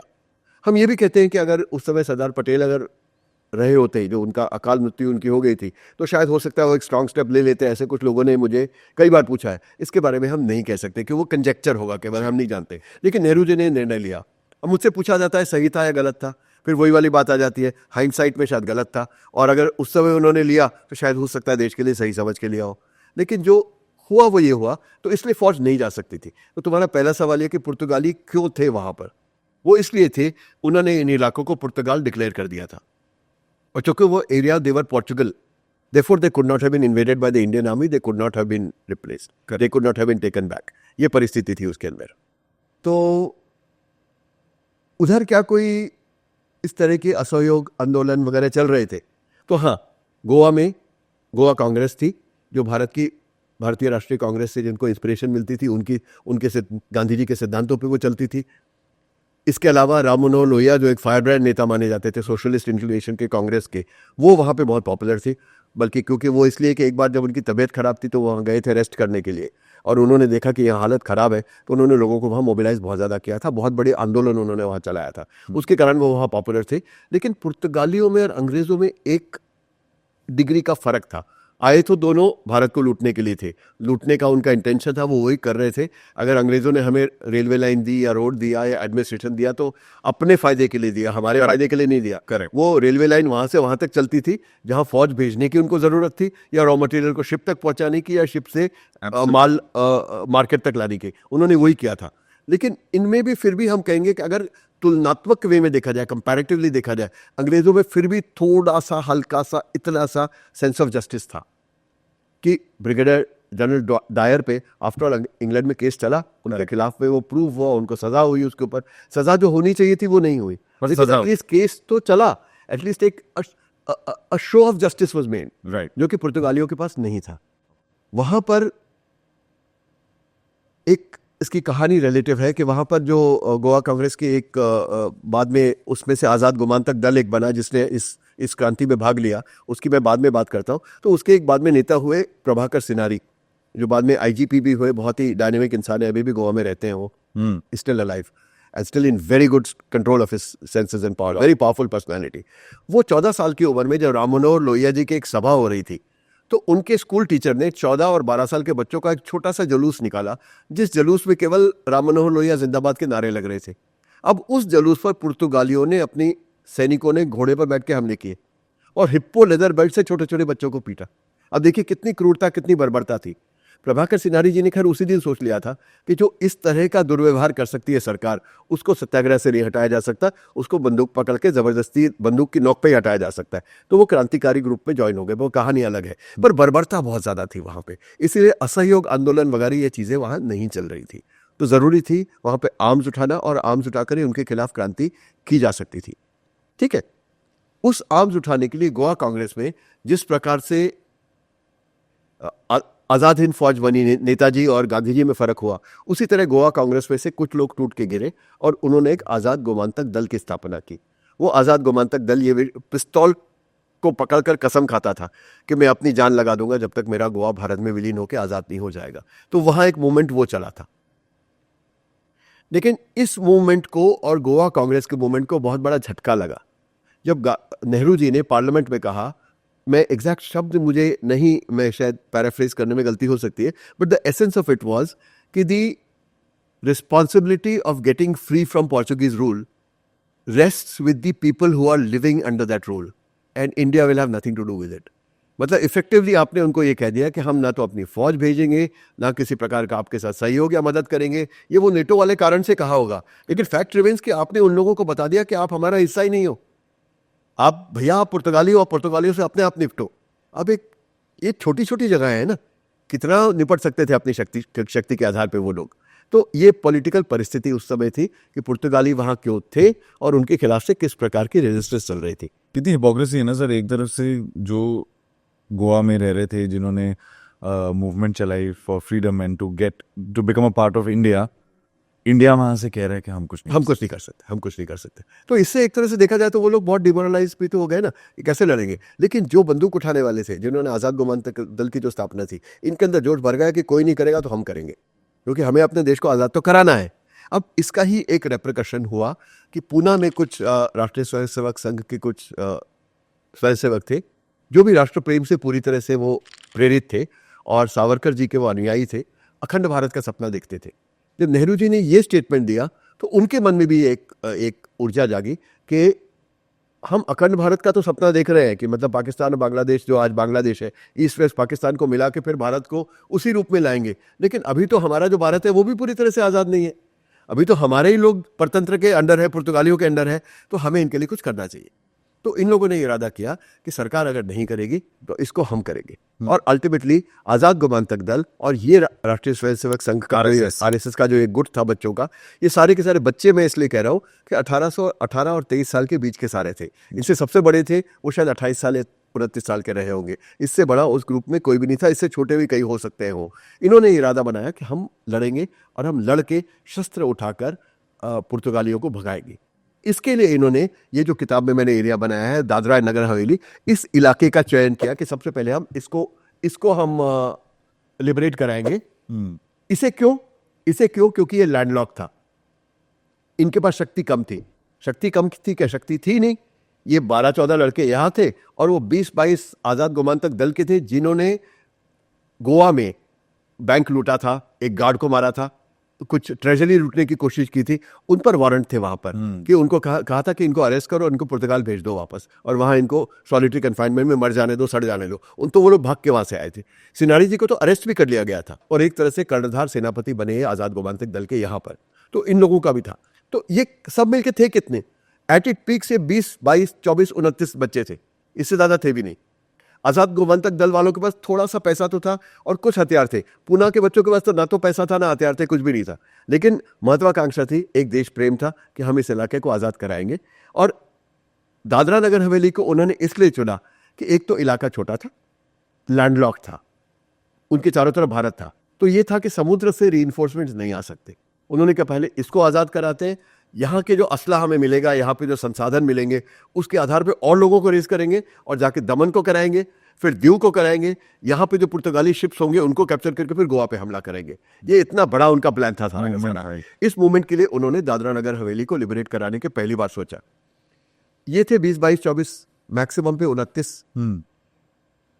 चाहे हम कहें कि वहां असला नहीं था, लेकिन फिर भी वहां पर सिलवासा जो कैपिटल थी उसमें 375 फुल्ली आर्म्ड पोर्चुगीज सोल्जर्स थे, जिनके पास 10 गन, ब्रेन गन, 3 सब मशीन गन, हर तरह का अत्याधुनिक हथियार था। उनके पास अनलिमिटेड एम्यूनिशन थी और पूरे संसाधन थे, और उनका पूरा एडमिनिस्ट्रेशन था। तो उसके खिलाफ इन 20-22 लड़कों ने आवाज उठाई। जब ये डिसाइड तो कर लिया कि हमको हमला करना है इन 300, पौने 4, 350, 400 सैनिकों पे, अब हमला करें तो किससे? बंदूक पिस्तौल तो चाहिए, ट्रेनिंग चाहिए, पैसा चाहिए, इनके पास कुछ भी नहीं। और ये सारे के सारे जो जैसे पूना के बच्चे थे, ये सारे के सारे middle class, lower middle class family से थे, या तो स्कूल कॉलेज में पढ़ते थे या वो छोटी मोटी कोई नौकरी करता था, इस तरह के थे। अब हथियार खरीदे जाए तो किन पैसों से खरीदे जाए? तो उन्होंने रिश्तेदारों में कोशिश की, कोई देने को तैयार नहीं हुआ। कुछ समाज सेवी संस्थाओं में गए, उनको कहा कि आपने गोवा की आज़ादी के लिए संस्था बनाई है, हम गोवा की आज़ादी के लिए लड़ना चाहते हैं, तो आप हमें कुछ पैसे दीजिए। उन्होंने भी इनको मना कर दिया कि नहीं, आप अगर हथियार उठाएंगे तो हम आपकी मदद नहीं करेंगे, अगर आप शांतिपूर्ण तरीकों से जाएंगे तो हम आपकी मदद करेंगे, ये कहा। अब ये क्या करते, फंड्स कहाँ से लाते? तो इन लोगों के नाम गिनाना जरूरी है क्योंकि इनका नाम इतिहास में कहीं दर्ज नहीं है। ये जो पूना का ग्रुप था, इनके नेता थे एक राजा भाऊ वाकणकर, ये उनमें सबसे सीनियर थे, 27-28 साल के थे, कबड्डी प्लेयर थे, बहुत अच्छे, बहुत पहलवान थे, बहुत बढ़िया, और उनका he had a cult following amongst the youth of Pune, ये थे। इसके अलावा एक नाना काजरेकर हुआ करते थे, एक सुधीर फड़के थे और एक बाबा साहेब पुरंदरे थे। Baba Saheb Purandare is a historian जिन्होंने शिवाजी पर बहुत कुछ लिखा है, उनको बाद में पद्म विभूषण से भारत सरकार ने सम्मानित किया। और सुधीर फड़के जी जो थे एक म्यूजिक डायरेक्टर थे, उन्होंने फिल्मों में, मराठी फिल्मों में बहुत म्यूजिक दिया है, हिंदी फिल्मों में भी। ज्योति कलश छल के एक गाना बहुत पुराना, बहुत पॉपुलर, पीसफुल गाना है, वो उनका संगीत है, उसमें कई जगह उन्होंने संगीत दिया हुआ है। तो वो अपने करियर की शुरुआत पे थे और उन्होंने लता जी के साथ कुछ गाने रिकॉर्ड। मेरे को ये भी पूछना था, लता जी का भी बहुत बड़ा योगदान था, वो यहाँ योगदान आता है। इन्होंने जब देखा कि कहीं से पैसे नहीं जुट रहे, तो सुधीर फड़के जी ने कहा एक बार लता दीदी से बात करके देखते हैं। ये कह के वो इन सबको लेके लता जी के पास गए। और बाबा साहेब पुरंदरे जब हयात थे तो उन्होंने मुझे ये कहानी बताई थी कि हम लता जी के यहाँ गए और राजा भाऊ ने सारी बात समझाई, जैसे सुधीर फड़के और राजा भाऊ वाकणकर ये बातें बता रहे थे, तो लता जी के चेहरे पे कोई एक्सप्रेशन नहीं था, बिल्कुल एक्सप्रेशनलेस बैठी थी। तो हमको लगा कि हो गया, अब कुछ होने वाला नहीं, तो हम नमस्ते करके जाने लगे। तो हमने देखा उनकी आंख से आंसू ही नीचे छलक रहा था। वो इतनी इन्वॉल्व हो गई थी कि एक्सप्रेशन दिखाने की जगह वो रो पड़ी। और उनको रोने के पीछे का कारण था कि उनका जो गाँव है, जहाँ मंगेश का टेम्पल है, Mangesh is a form of Shiva, Shiva का नाम है ये, उस टेम्पल पर उस समय पुर्तगालियों का आधिपत्य था और लोगों के आने जाने पर वो लोग अवरोध लगा रहे थे, लोग जाके पूजा भी नहीं कर पाते थे। तो लता जी को लगा कि मैं इनकी मदद करूंगी तो मैं अपने भगवान की सेवा कर रही हूँ। उन्होंने यही कहा कि मैं आपके साथ आऊंगी, मैं आपको पैसे नहीं दे सकती क्योंकि ये इलीगल एक्टिविटी हो जाएगी, मैं पुणे में एक कॉन्सर्ट करती हूँ, उस कॉन्सर्ट का जो भी टिकट मनी आएगा मैं आपको दे दूंगी, आप उससे जो चाहे कीजिए, और आपकी मदद करना मैं अपने मंगेश की सेवा करने जैसा मानती हूँ। ऐसा कह के उन्होंने एक सेवा भाव से उसमें पार्टिसिपेट किया। फिर उन्होंने उनको भेजा मोहम्मद रफ़ी जी के पास और कहा रफ़ी भाई से भी बात कीजिए, वो भी पार्टिसिपेट करेंगे। तो लता मंगेशकर जी ने भेजा, तो मोहम्मद रफ़ी जी ने तो पहले हाँ की और बाद में बात समझी सारी की सारी कि मैं आ जाऊँगा। इसमें एक बहुत छोटा सा इंसिडेंट है, एक ही वाक्य है जो कितना टचिंग आपको लगता है कि मुझे बहुत अपील किया, विच इज़ कि जब ये बात हो गई और उन्होंने आने के लिए मान्य कर लिया, तो इन वॉलेंटियर्स में से एक नाना साहब काजरेकर, उठ के जाने लगे उनका रेलवे का टिकट कराने के लिए। रफ़ी जी ने उनको वापस बुलाया और बोला कहाँ जा रहे हो? बोले साहब आपका रेलवे टिकट कराने के लिए। तो रफ़ी जी ने उनके कंधे पे हाथ रख के कहा ये देश जितना आपका है उतना मेरा भी है। अगर आप अपनी जान की बाजी लगा सकते हैं तो एक रेलवे टिकट क्या मुझसे नहीं खरीदा जाएगा? बात छोटी है लेकिन भावना देखिए उसके पीछे। तो इन सब चीज़ों से वहाँ पे एक कॉन्सर्ट हुआ जिसमें सी रामचंद्र रेड्डी का ऑर्केस्ट्रा था, लता जी और मोहम्मद रफ़ी जी ने गाना गाया। वो एक बार पोस्टपोन भी हुआ, दूसरी बार उसकी कहानी किताब में है, दूसरी बार हुआ उसके टिकट मनी से इन्होंने हथियार खरीदे। अब हथियार खरीदते ये भी तो हुआ था ना कि इस कॉन्सर्ट के बारे में लोगों तक इंफॉर्मेशन पहुंचाने के लिए उन्होंने चौक से या अरे कुछ रास्तों पर लिखा बहुत कुछ तो ऐसा, I am not very sure. बिल्कुल सुनी कहानी इसकी कहानी है। वो ये है कि इतना बड़ा कॉन्सर्ट ऑर्गेनाइज करना, तो पहली बात तो लता जी के कॉन्सर्ट को ऑर्गेनाइज करने के लिए आपको म्यूजिक सिस्टम चाहिए, स्टेज चाहिए, लाइट्स चाहिए, सीटिंग अरेंजमेंट चाहिए। ये सब आप कहाँ से लाओगे? इनके पास तो कोई साधन नहीं। अब उसको लता जी तो आ जाएंगी, लोग सुनेंगे कैसे? तो इनकी किस्मत ऐसी थी कि जिस वेन्यू को इन्होंने पसंद किया वहाँ पृथ्वी थिएटर्स का थिएटर फेस्टिवल चल रहा था और वहाँ पे सारी फैसिलिटीज अवेलेबल थी। और उसी दिन पर, जिस दिन पे इनको कॉन्सर्ट करना था, एक नाटक मंडली ने कलकत्ता से अपना शो कैंसिल किया था, तो वो अवेलेबल थी। और वसंतराव झांसले जो टेंट वगैरह का काम देखते थे, वो इन सब के ग्रुप के एक थे। तो उन्होंने कहा मैं पृथ्वी थिएटर से बात करके लता जी के नाम से ये वेन्यू आपको फ्री दिलवा देता हूँ। वेन्यू और सारे अरेंजमेंट्स तो हो गए। अब पब्लिसिटी कैसी की जाए? पब्लिसिटी के लिए भी पैसा नहीं है। आप अखबारों में निकलवाएं या उसमें पैम्फलेट डलवाएं तो इसके लिए पैसा नहीं है। तो केवल चूना लेके निकले जिससे सफेदी होती है, और रोड पर लाल बत्तियों पर रोड के ऊपर लिख दिया गया लता मंगेशकर जी का इस दिन कॉन्सर्ट है, इस दिन आइए। दीवारों पर लिखा गया। ये डोर टू डोर गया, जगह जगह पे जाके इन्होंने वर्बली बताया और इस तरह से रोड्स पे, दीवारों पे लिख लिख के उस कॉन्सर्ट की पब्लिसिटी की। तब जाके कॉन्सर्ट हाउसफुल हुआ। मतलब किस लेवल से लोगों ने काम किया आप देखिए, रूट से जुड़ के कैसे काम किया, तब ये पैसे मिले। तो इस कॉन्सर्ट से उन्होंने पैसे इकट्ठा किए। फिर अब इसके बाद हथियार चाहिए। अब हथियार कहाँ से लाएंगे? मैंने आपको पहले बताया था कि हैदराबाद में हथियार स्मगल हुए थे और वो रजाकारों को दिए गए थे। और जब इंडियन फौज गई तो सैयद कासिम रिजवी जी के जो रजाकार थे 2 लाख, वो सारे के सारे भाग गए। क्योंकि उनकी गलती नहीं है, हम उनको मौक नहीं कर सकते, क्योंकि वो थे तो गांव के बच्चे। मिसगाइड करके उनको लाके एक पिस्तौल थमा दिए, एक यूनिफॉर्म पहना दिया तो सोल्जर थोड़ी हो जाएगा वो तो भाग गए सारे के सारे। अधिकतर उनके सरकारी कब्जे में भारत की फौज के कब्जे में आ गए। भारत की फौज ने उनके हथियार ले लिए, लेकिन कुछ लोग हथियारों समेत भागे और उन्होंने गांव में जाके अपने अपने हथियार छुपा दिए, और वो हथियार बाद में ब्लैक मार्केट में अवेलेबल थे। अब देखिए, आज़ादी हुई 47 में, हैदराबाद विलीन हुआ 48 में, ये हम 1954 की बात कर रहे हैं। 7 साल तक केवल इस बात का इंतजार किया कि कभी ना कभी भारत की सरकार फौज भेजेगी और पुर्तगालियों को निकालेगी। जब 7 साल तक कुछ नहीं हुआ तो इन्होंने ये सारा का सारा बच्चों ने अपने ऊपर जिम्मा लिया। तो ये हैदराबाद गए और हैदराबाद से ये हथियार लेकर आए। हथियारों की भी बड़ी इंटरेस्टिंग एक छोटी कहानी कि मैं बाबा साहेब पुरंदरे के पास गया, उनसे हमारे फैमिली टर्म्स थे, तो मैं उनके पास गया और उनकी से कहानी सुनी जी। मैंने कहा हथियार आपने कहाँ से लिए? बोले हैदराबाद से। मैंने कहा किसने दिए? तो उन्होंने बोला मोहम्मद वहाब था, उसने पेड़ से हमें हथियार दिए। मैंने बोला पेड़ पे हथियार कहाँ से आते हैं? तो हंस पड़े, बोले अगर मैं बता दूंगा सारा तो अगली बार तू नहीं आएगा, तो इसलिए मैं अगली बार तुझे बताऊंगा। इट वॉज अनफॉर्चुनेट कि उससे पहले उन्होंने शरीर छोड़ दिया, मुझे पता नहीं था। तो मैं उस पेड़ को ढूंढता ढूंढता हैदराबाद पहुंचा और गोलकोंडा फोर्ट के बाहर मैंने मोहम्मद वहाब सबसे पूछना शुरू कर दिया। इत्तेफाक की बात है या भगवान की कुछ कृपा दृष्टि रही, जो तीसरा इंसान मैंने ढूंढा वो उनके साहबजादे थे। उन्होंने कहा अब्बा थे हमारे, अब तो नहीं है, और मुझे नहीं पता हथियार कहाँ से, वो क्या करते थे, लेकिन मैं वो पेड़ आपको दिखा सकता हूँ। तो मुझे वो गोलकोंडा फोर्ट से आगे एक नया किला है हैदराबाद, अगर गए हो तो नए किले के पीछे एक मस्जिद है, उसके सामने एक बाओबाब का ट्री है, एक अफ्रीकन ट्री है जिसका सर्कमफ्रेंस बहुत ज्यादा होता है। उसके बीचों बीच ऊपर से 10 फुट बाय 10 फुट के 2 कमरे खोदे गए थे, उस पेड़ को हॉलो करके, उसके अंदर वो हथियार थे, उसमें से वो लेके आए।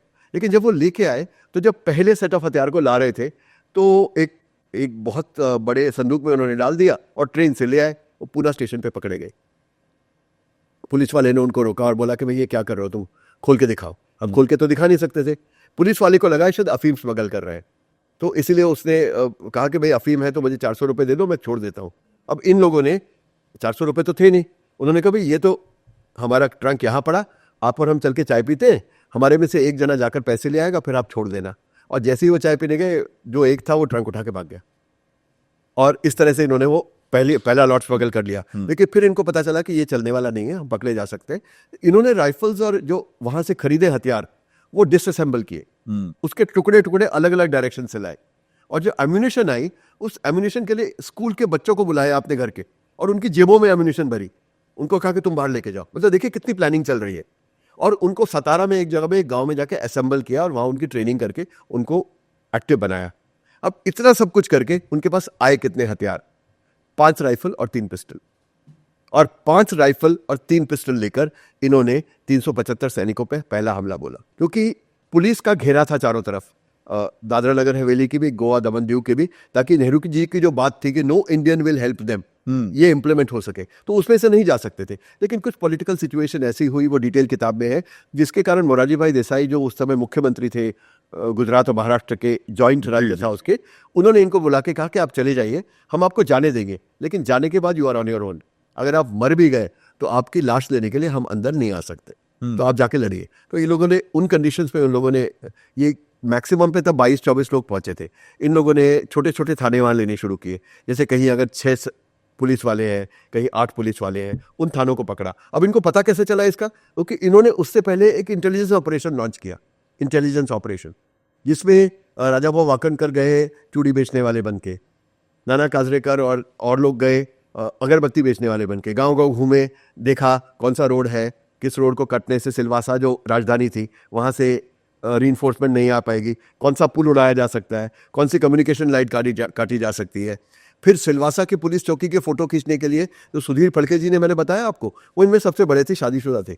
उनकी मिसेस अकेली गई कैमरा लेकर, टूरिस्ट बन के, स्कर्ट पहना, छोटे छोटे बाल चुटिया करके टूरिस्ट बन के गई। उन्होंने वहां जाके उसके सारे फोटो खींचे कि सिलवासा की पुलिस फोर्स है कैसे।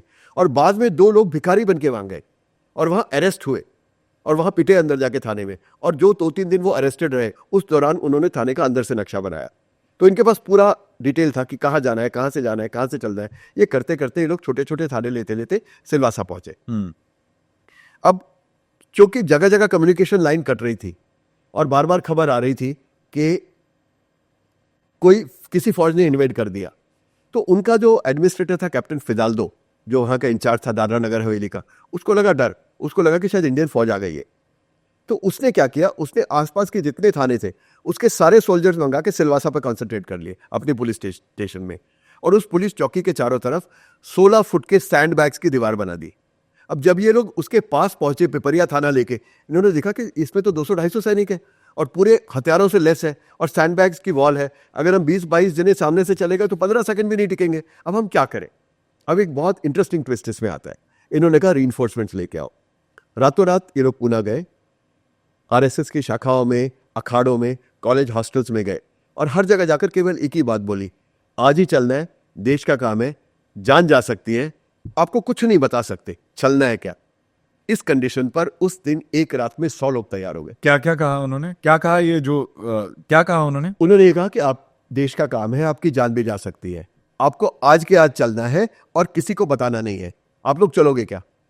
इस कंडीशन पर, इसी विश्वास पर, वो तो राजा भाऊ वाकणकर जी की इतनी पकड़ थी वहां पर, उनके इस शब्द पर 100 बच्चे तैयार हो गए और इस 100 का 100 को रातों रात रेलवे में डालकर, जीपों में, पुलिस की जीपों में डालकर, ट्रक बसों में बैठाकर ये लोग पिपरिया थाने पे ले आए, जो बिल्कुल पास में था सिलवासा के। अब आप 100 लोग तो ले आए, इन 100 लोग को आता क्या है? इन्होंने लाठी के अलावा कभी कुछ चलाया नहीं है। अभी राइफल्स और पिस्टल के सामने जाए तो कैसे जाए? और इनके पास तब तक थानों से पकड़ी हुई राइफल पिस्टल्स मिला के ये लोग केवल 24, 26, 29 इस रेंज में थे और इनके पास केवल 12-14 ही पिस्तौलें, राइफल्स थी। इससे ज्यादा होते तो भी क्या करते, क्योंकि इससे ज्यादा किसी को चलाना ही नहीं आता था, तो चलाने वाले इतने ही थे। अब इन्होंने क्या किया, एक एक पिस्टलधारी को 25-25 ये जवान दे दिए, 25-30, 25-30 जवान, और 4 टुकड़ियां बना दी। इनको सिलवासा थाने के चारों तरफ खड़ा कर दिया। इनको दे दिए कनस्तर और दिवाली के पटाखे और ये कहा कि जब हमारी टुकड़ी हमला करेगी पीछे से, उस समय आपका नेता हवा में पिस्तौल चलाएगा और आपने केवल पटाखे लेके इस कनस्तर में डालने और ढुम ढुम आवाज करनी है और साथ में शिवाजी महाराज के जय, इंकलाब जिंदाबाद, भारत माता के जय नारे लगाने, शोर मचाना है। तो यही हुआ कि जो 12-14 लोग उस समय तक, अच्छा इस समय एक डेवलपमेंट और हुई कि जब ये सब चल रहा था, ये पटाखे वगैरह चलने पिपरिया थाने के आसपास चल पड़े थे, तो फिदाल्दो कन्विंस हो गया कि इंडियन आर्मी आ रही है, क्योंकि कौन सा ऐसा इंडिपेंडेंट मूवमेंट होगा जिसके पास इतनी एम्यूनिशन होगी कि वो हवा में गोली चलाए जा रहे हैं रात भर। तो उसको क्या पता पटाखे हैं, उसको लगा इंडियन आर्मी आ गई। तो उसने अपने 175 लोग निकाले और थाने के पीछे एक नदी थी उसके पल्ली साइड जाके खड़ा हो गया कि मैं देख लेता हूँ क्या हो रहा है, फिर मैं काउंटर अटैक करूंगा। वहां छोड़ दिए 75, लेकिन भाई साहब तब भी अब भी अपने तो 12 ही हैं और वो 75 है। तो ये फिर पुलिस थाने को सराउंड कर ये सब कुछ शोर शराबा शुरू हुआ और ये 12 जो थे वो फायर एस्केप से छत पे चढ़े और छत से उन्होंने उन सैनिकों के पीछे छलांग लगाई फर्स्ट फ्लोर पे, क्योंकि वो लोग तो सामने की तरफ थे मुंह करके सैंडबैग्स में से, इन्होंने पीछे से छलांग लगाई। पीछे जो 8-9 सैनिक थे उनसे इनकी थोड़ी स्कर्मिश हुई, एक का हाथ काटा, एक को बायनेट किया, एक को मारा और पीछे से वो उस कमरे में घुसे या उस हॉल में घुसे जहां से ये लोग आगे की तरफ शूट कर रहे थे और उनको पीछे से अटैक किया। जब तक ये अटैक हुआ तब तक एक जने ने जाके पीछे का गेट खोल दिया थाने का जो बंद था, आर्मर्ड गेट था, और ये सारे 100 के 100 नारे लगाते पीछे से आ गए। तो इन 75 लोगों को लगा कि 100 आर्म्ड लोग आ गए हैं, तो उन्होंने सरेंडर कर दिया। इस तरह से सिलवासा वाज लिबरेटेड। ओके। और वो जो उस समय उनका जो पुलिस कैप्टन दूसरी तरफ खड़ा था, उसने देखा कि मैं तो बेवकूफ बन गया कि ये तो कुछ है ही नहीं है, तो 12-14 लोग पिस्तौल लेके, बाकी लक्ष्य लेके आ गए, कुछ कनस्तर लेके आ गए, ये क्या है। उसने बोला रात हो गई है, सुबह जाता हूँ, इनका सबका खात्मा करके और मैं वापस ले लेता हूँ। तो वो उस तरह तैयार हो गया। अब इसमें उन 100 का तो कोई रोल था नहीं, उनका तो रोल खत्म हो गया। अब ये जो 12-14-16 या 20-22 थे, ये नदी के इस तरफ और उसके 175 लोग पूरे हथियारों के साथ लेस उस तरफ। और इन लोगों ने ये बना लिया था कि जान भी चली जाए इसको नदी, जब तक हम जिंदा है तब तक इसको नदी पार नहीं करने देंगे, क्योंकि नदी पार हो गई तो हमारी मुहिम खत्म, पूरा पुर्तगालियों का आधिपत्य दोबारा वापस इस तरफ खड़े रहे। और ये तो लाजमी बात थी कि अगले दिन सवेरे इन्होंने सबने मरना ही मरना था, लेकिन ये हटे नहीं, डटे रहे। बारिश में भी बगैर खाना खाए, उनके पास कोई राशन नहीं, कोई खाने को कुछ नहीं, और बारिश में खड़े रहे कंटिन्यूसली अपने औजार लेकर, अपने हथियार लेकर। नेक्स्ट डे उनकी किस्मत खुली, बहुत बारिश हुई, 3 दिन तक बारिश हुई। River went into flash flood, नदी का बहाव इतना बढ़ गया कि उसके लिए क्रॉस करके आना पॉसिबल नहीं था। उसके सोल्जर्स भी वहां पे 3 दिन तक बारिश में खड़े खड़े थक गए और अपने अपने पोस्ट छोड़ के भागने लगे। तो उसने रिट्रीट किया और खानवेल करके एक जगह थी पीछे, वहां उसने अपना अड्डा बनाया। खानवेल चौकी की खासियत यह थी कि वो पहाड़ पे थी और ऊपर से नीचे गोली उससे मारी जा सकती थी। वो 12 किलोमीटर पीछे थी वहां से। उसने वहां अपना स्थान बनाया और इन लोगों ने नदी के इस तरफ नदी के रुकने का इंतजार किया। तब तक इन्होंने वहां पे अपना एक एडमिनिस्ट्रेशन स्टार्ट किया। जो गांव लिबरेट हो गए थे उनके सरपंचों को बुला के उन्होंने एक बेसिक एडमिनिस्ट्रेशन शुरू किया। उन्होंने ट्रेजरी का कब्जा लिया, उन्होंने एक पोस्ट ऑफिस एक्टिवेट करवाया, उन्होंने वहाँ के लॉयर को बुलाया, जज को बुलाया, उनके साथ बातचीत करके उनको अपने पास मिलवाया और they started A basic rudimentary administration government. तो कुछ लोग इनमें से वहां रुक गए। जो आज़ाद गोवंतक दल के अध्यक्ष थे विश्वनाथ लवांदे, वो वहाँ एडमिनिस्ट्रेटर के रूप में काम करने लगे। उन्होंने वो सारा ऑर्गेनाइज करना शुरू कर दिया पीसफुल वे में, और लोगों को पहली बार में ये बताया हम उनको रिप्लेस करने नहीं आए हैं, हम आपको ताकत देने के लिए आए हैं, कि आपको या आपका अधिकार वापस करने के लिए आए हैं। हमारा काम हो जाएगा, हम यहाँ से चले जाएंगे।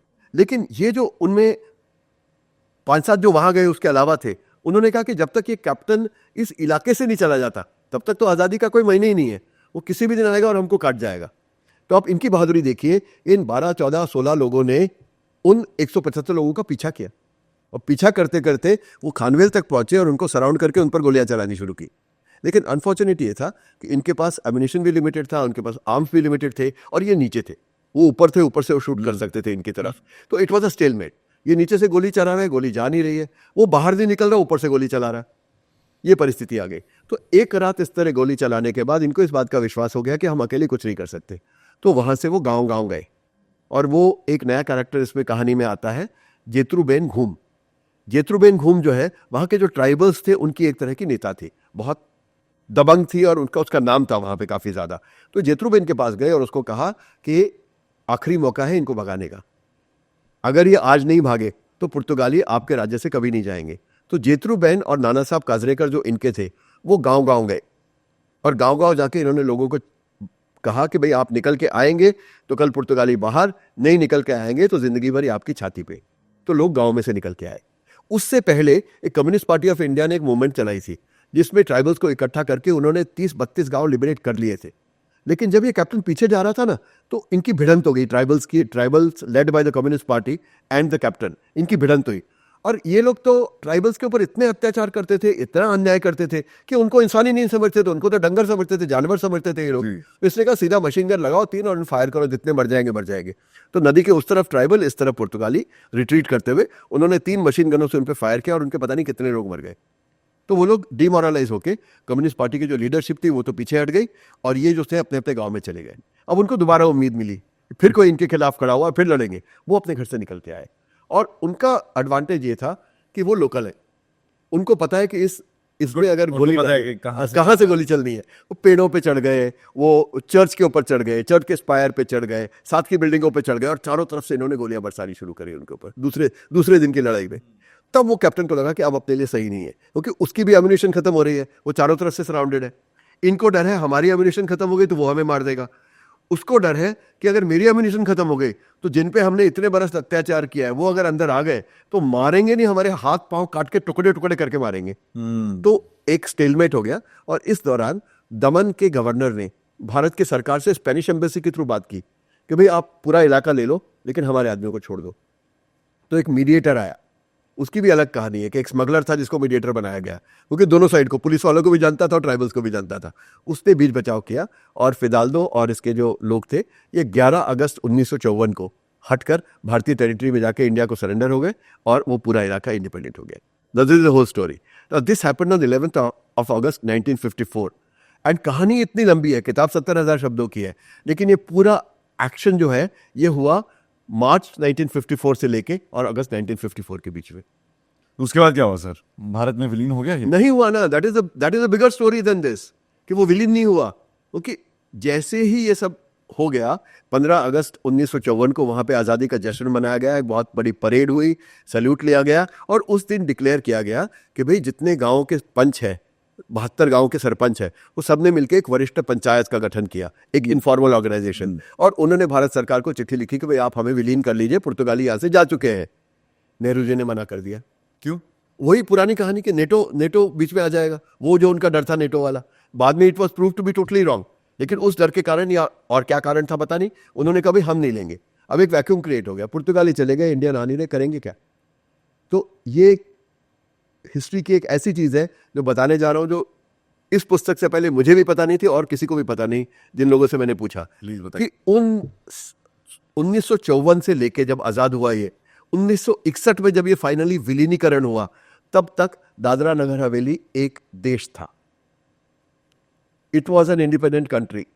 ये जो वरिष्ठ पंचायत थी, इनके सरपंचों ने सरपंचों ने जो वरिष्ठ पंचायत बनाई थी, उसका एक एडमिनिस्ट्रेटर नियुक्त हुआ, जो पहले विश्वनाथ लवांदे जी थे, फिर आज़ाद गोमांतक दल के कोई थे। ये साल भर चला, उसके बाद उनके एडमिनिस्ट्रेटर्स खुद के आ गए, या मोरारजी भाई देसाई ने भी रिटायर्ड IAS ऑफिसर्स को कंसल्टेंट के रूप में भेजना शुरू कर दिया इनफॉर्मली उनके पास। इन लोगों ने देश चलाया वो 7 साल तक। उस दौरान उन्होंने लैंड रिफॉर्म्स भी किए, जो जमींदारों ने ज़मीनें ट्राइबल से छीनी थी वो वापस भी करवाई, स्कूल बनाए, रोड बनाए, हॉस्पिटल बनाए, सब कुछ किया उन्होंने वहाँ पे। वो देश चला। तो उन दिनों, इन 7 सालों तक हमारे देश में 3 देश थे, भारत देश, पुर्तगाली जो जिसको वो अपना देश कहते थे, और free state of Dadra and Nagar Haveli, जिसकी अपनी करेंसी, अपना पोस्टल सिस्टम, अपना पुलिस सिस्टम, सब कुछ अपना था। करेंसी भी अपनी थी? सब कुछ अपना था। वो भारत की करेंसी को यूज करते थे, वो स्टैम्प यूज right. उसको यूज करते थे वो। ये हुआ। तो अब इस जो 72 गांव की लड़ाई है, इसका नेशनल इंपॉर्टेंस क्या है?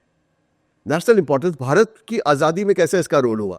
रोल ये हुआ कि जैसे ही इसको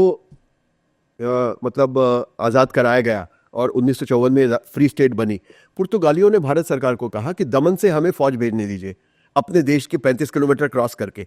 मैंने बोला ना वो लैंडलॉक्ड एरिया है, वहाँ से फौज भेजने दीजिए, वो फौज आएगी और इनको ख़त्म करके ले जाएगी। भारत सरकार ने मर्सीफुली उसका साथ नहीं दिया और ये कहा कि ये भारतीय नहीं है, ये तो वहीं के लोगों ने एक उठाव किया है और आप लोगों को इनको भगाया है, तो अब इनके बारे में हम कोई इंटरफेरेंस नहीं करेंगे। तो those people went to world court and in the world court उन्होंने एक केस डाला कि हमें ये परमिशन दी जाए, क्योंकि ये पुर्तगाल का हिस्सा है, दादरा नगर हवेली पुर्तगाल है जिस पर हमला किया गया है, इसलिए हमारी फौज को भेजने का हमें अधिकार है।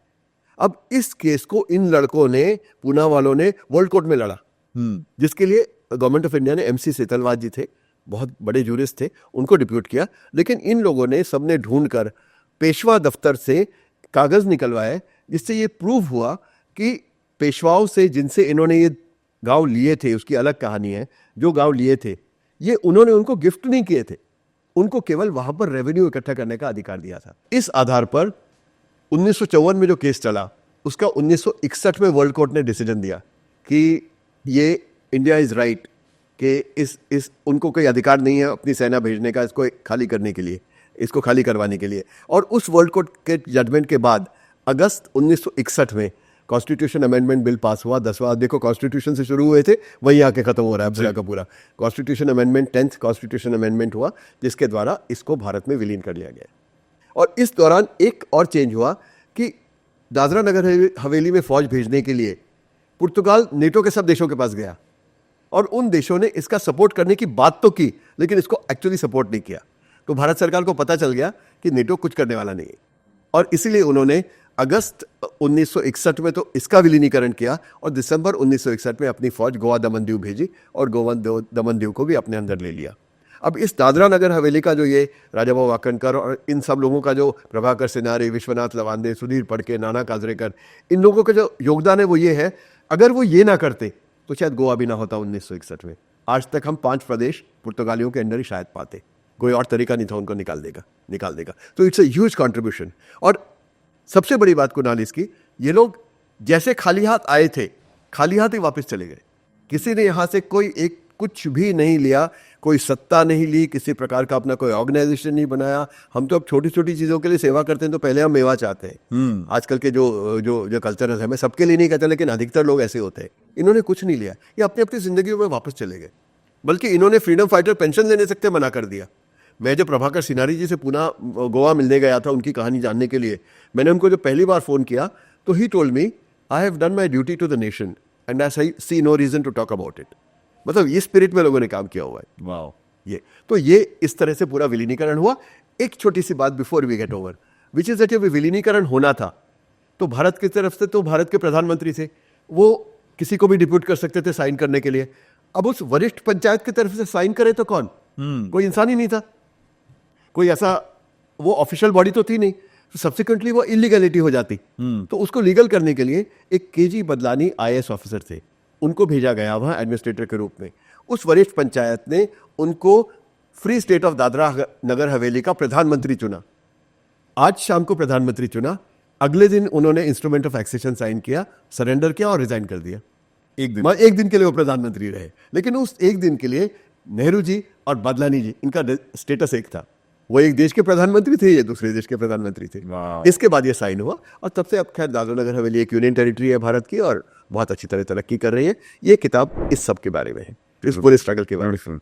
कितनी सुंदर कहानी है और कितनी महत्वपूर्ण कहानी है ये। बहुत बहुत शुक्रिया सर, आपने वक्त निकाला, आप हमारे शो पर आए। Again wish you a very very very happy Republic day sir, and wish all our viewers a very happy Republic Day. I hope you all got in-depth knowledge into India, into a lot of things that have not been spoken about. Thank you, sir. I hope आज का episode आप सबको अच्छा लगा। आप सभी को Kunal Jaisingh, unlock with Kunal Jaisingh and unlock with Kunal Jaisingh के पूरे क्रू की तरफ से हैप्पी रिपब्लिक डे। अगर आज का एपिसोड आपके लिए वैल्यू क्रिएटिंग था, so please don't forget to like, share and subscribe to unlock with Kunal Jaisingh.